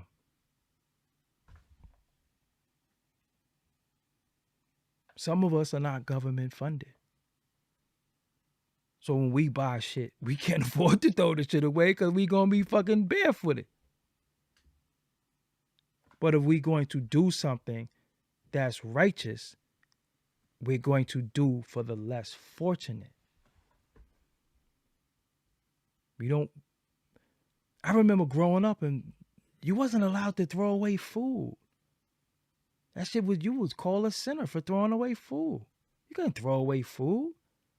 You could have some fucking cereal in the morning and didn't like it. My grandma's would put that goddamn cereal in the refrigerator. And what's for dinner for you? That's them soggy ass cornflakes. That's what you eating. Because ain't nobody throwing away no damn food in my house. You ain't buy it. But my moral compass.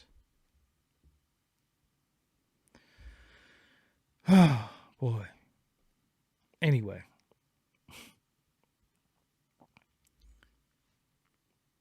But, people get followings and all they got to do is act like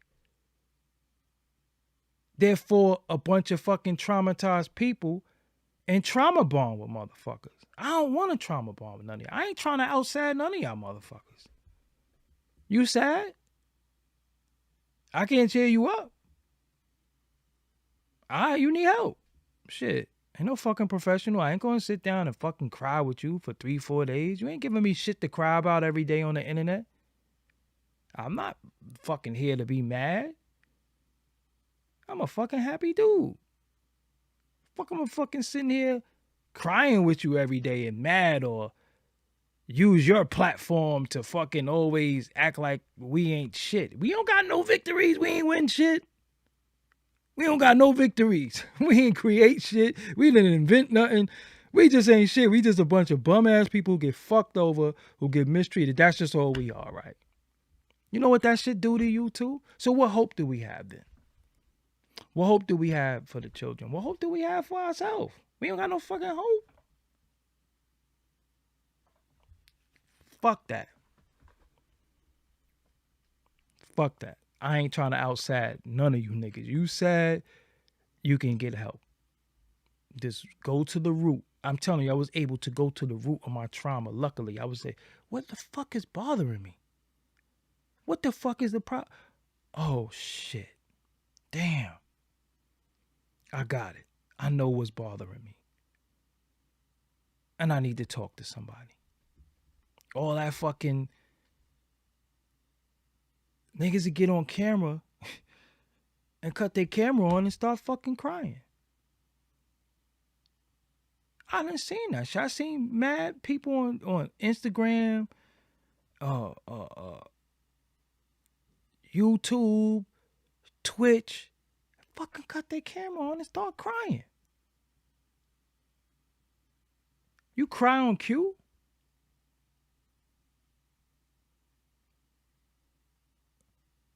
I think I got a fucking ugly cry. So I don't want to see y'all see me crying. I'm gonna fucking go cry. And then I'll holler at y'all later on. You gave us the ugly cry? Did y'all see that designer? This is what I'm saying. Did you see the designer shit? What the fuck was that? And that nigga ain't crazy? That's not crazy? With a nigga fucking snot coming out his nose. I'm like, yo. What the fuck is wrong with this nigga? How do I relate to that? I'm supposed to cry with you? I'm supposed to say, oh nah, designer took it hard. You know, there's some real shit. I know I said I'm leaving, but I'm really leaving now. Do you know that some people go to wakes and funerals just to see who's going to cry the hardest? To see who's crying, who cried the hardest, or who didn't cry at all. You know that some people document that shit? People document that shit. Nah, they went there. Yo, they took it bad. Yo, they took it bad. Such and such didn't even cry. Such and such ain't show up. I'm like, so y'all got a booklet for who cried? Shout out to Clevin McClellan for the donation too. So y'all got a fucking booklet of who cried? Y'all taking score? I remember a certain individual. I remember people say, yo, when she get there, she gonna pass out. Because she passed out at such and such funeral. And I say, y'all waiting for her to pass out, or y'all going to pay respect to the dead? Like, what the fuck are we doing? Like, y'all got a booklet? Like, this is how people be it. And again, that's why I stay the fuck away from people, because I be like, I don't relate to you. You think too fucking stupid. Like, the way you think is just so damn dumb that I can't rationalize that. Yo, they took it bad. Or people be in the casket and they be like, they look good, right? No, they look dead. I never seen a good looking dead person. I've never seen a good looking dead person. You know why? Because I wish they wasn't dead. That's why I'm here.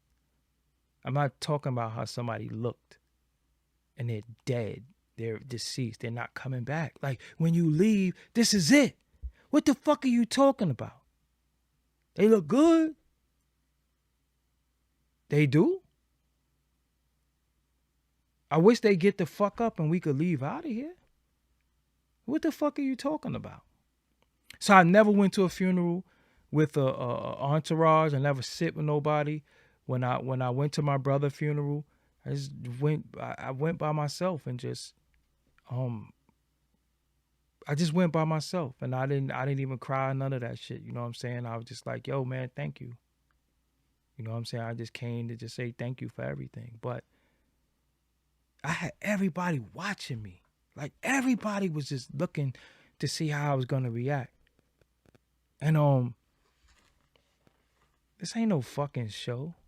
You know what I'm saying? Like this I'm not no fucking show. I'm a show on YouTube, but I know y'all are watching me. I know what y'all thinking.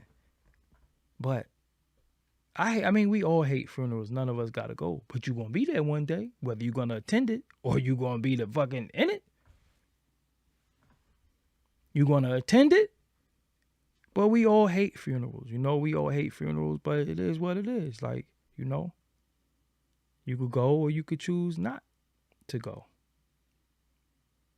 But people are fucking crazy, man. And I be like, I know what that crazy is because shit, I've fucking been crazy too.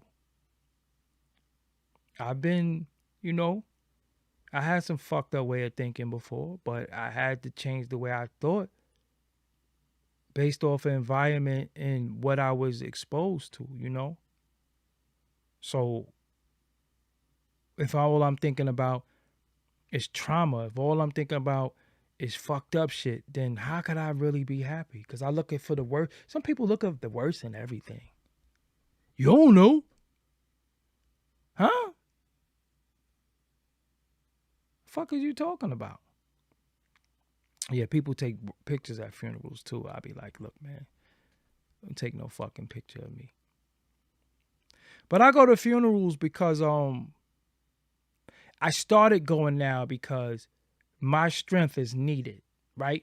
Because some people can't take it. So you got to be there for them as well as the deceased family member or friend. But my strength is needed. So I go there to be strong for others. Like, you know, it was 4 of us. I had 2 sisters and a brother.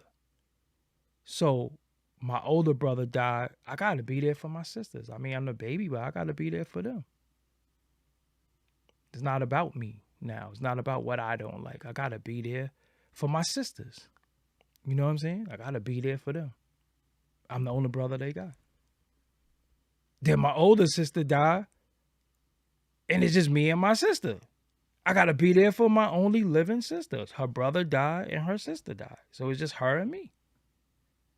So you can't be selfish and say, oh, I can't do it. I don't want to go. It ain't about me. Because sometimes your family needs you. When you have strength, your strength is needed. Everybody not going to have the strength you got. You know what I'm saying? Do you think it's right to take children? To each his own. I think, you know, some children should go. I don't think, you know, some children are old enough to understand what's going on, but to each his own. Shit, I don't know if I went to my mother's funeral. I was 2, so I really don't know. But shit, I wish I did have a memory. I don't have no memories, but I wish I did. You know, sometimes pictures and memories is all we have, so people document that. So again, my strength is needed. So, cause I'm a man, like I'm like a man. You know what I'm saying? If I'm a cry, I'm a fucking cry. That ain't nobody's business. But my strength is needed because I'm a, you know, a key component to my family. So I'm somebody's uncle. I'm somebody's cousin. I'm somebody's brother. I'm somebody's nephew. I'm somebody's grandson. So I show up for them as well as the person who passed away. But I gotta be there for them. Then this is my family. Like, shit, we all we got sometimes. And unfortunately, sometimes it take these tragic events to make us gather. But I'm there for them. I'm not there for me. I'm not there for everybody can't, you know, everybody can't be that strong. And I'm just strong. I'm just strong by nature because that's I had to be. You know, I mean, when you a fighter and you fought like how I fight, that's all you got is your strength. And then when you lose your strength, sometimes you lose your mind. Then when you regain your mind, then you get your strength back. You know what I'm saying? That's called getting your power and taking your power back. Your power is taken from you when you feel helpless. When you feel like you lost your mind, you lose your strength. When you feel like you're helpless, you know, that's your strength being taken away from you. And it's all mental. You start feeling like, damn, I don't control my living situation. I don't control my relationship. I don't control my job. And then you realize you don't control nothing anyway. You just adapt and you just react and have to mobilize yourself through these situations. And that's really it. Once I learned too through the therapist, you know, you don't, she said to me, you don't control anything. I was like, but I'm used to controlling everything. He's like, but you can't. You can't. You can't do that. You know what I'm saying? Shout out to Park Hill too. My grandmom's passed away. She was in 160 Park Hill, apartment 6P. Cap was on the other side. Lounge was on the fourth floor on the other side. And my grandmother lived in Park Hill, 160, the U building, since 1983. But so it's like our problem is we think we can control everything, but we can't. All we can control is our reaction and how we react. And some of the reactions to shit, it could be good or bad, but we gotta do what we gotta do. You know what I'm saying? So some of us, all we know is traumatic shit. So I don't go on the internet to see motherfuckers talking about shit all day.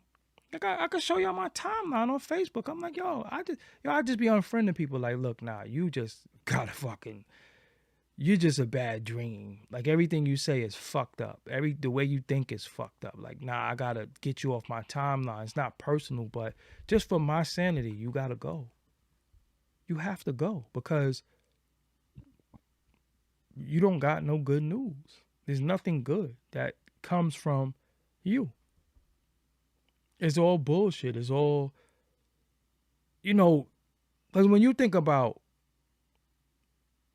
us as a people, yo, we so damn victimized by, like, everybody fucking got it out for us so bad that we got it out for each other, right?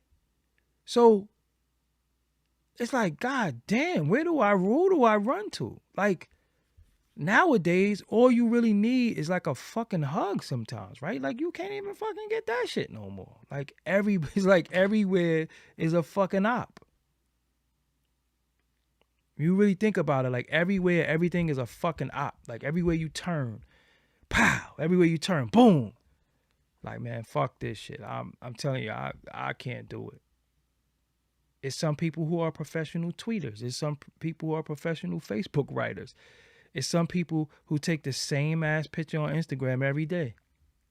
And it's the same fucking picture. And you be like, God damn, you got 70 pictures that look like the same shit. You don't change your background or no shit. What the fuck are you doing? What am I looking at? Oh, nah, you gotta go. I'm just not a professional victim.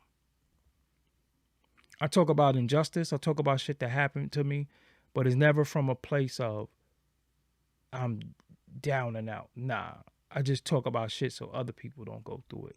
But I'm fucking great. But I don't want people to go through some of the shit that I go through. So that's the information that I give and try to tell you how to try to give you a solution to a lot of shit. But nah, I don't have no sad story about people, you know, who I grew up with. Man, fuck them. All the niggas I grew up with, fuck y'all. I don't fuck with none of them. I still got some day ones, but I don't fuck with none of them. Because people get mad when I say way. When I'm on some way shit, I'm the bad guy. But it was cool when it was 30 niggas in my crib smoking and drinking every day and telling they girl they with me, but they with some other bitch That was all cool when I was being used. But the minute I say, nah, fuck this, I don't want to be used no more. This is what, ain't no smoking in my crib no more. I don't drink no more. You ain't the cool guy no more. Niggas don't fuck with you. Cause they ain't in their home ain't happy. So they gotta leave their house. They mother like Darnell, you gotta go get my pork chops. So they try to get up and leave their house early. So they come to your crib and hang in your crib. And you ain't got no fucking privacy. I never really had privacy come. I always had motherfuckers at my crib. Always working on music, always doing shit. Them niggas don't give a fuck. That don't mean nothing to them. All the shit I did for people, they don't give a fuck. That's why I stopped doing it. You don't give a fuck no way. And I guess I ain't shit now because I don't let y'all use me no more, but fuck y'all. I done got stabbed for niggas. All types of shit happened to me. But shit that ain't got nothing to do with me though. But just being a good friend. Being a good soldier in the army.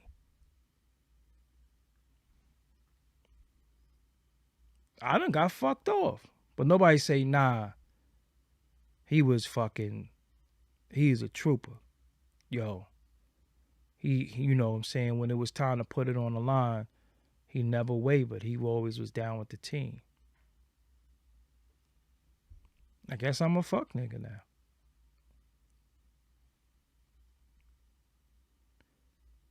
That's why, if you notice, I never sat before you and spoke about loyalty. I don't talk about loyalty. But I find that the most disloyal people always talking some loyalty shit. The most disloyal fucking people, they ain't loyal to nobody but they self. Some people have a falling out with everybody. So it ain't no big deal. It's just my turn. Motherfuckers always talking some loyalty shit and then lie. Like, make up a fucking lie. And then it just sounds like, oh yeah, nah, that's fucked up. Yeah, he did that. Oh, nah, that's fucked up.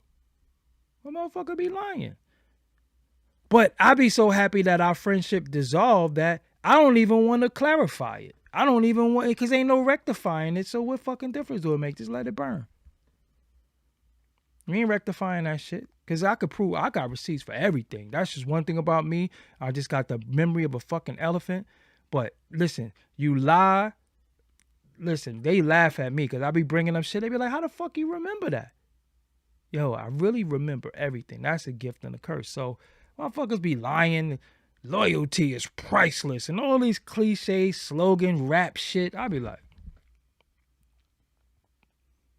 loyalty is everything to me. Oh, really?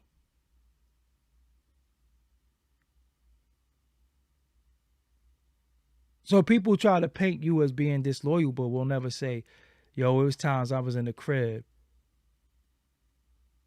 when I had a fucking gun to my head and this motherfucker called me and talked me off the ledge. Now, I'm just be real with you. Now, I swear to you, I wish I let some of these niggas blow their fucking head off. I'm just being real. Listen, the next time y'all niggas is in a crisis, I'm Joe Clark. I'm telling you, the next time y'all niggas is in a crisis, I'm Joe Clark. Go on and jump. Expeditiously. Tiptoe. Info.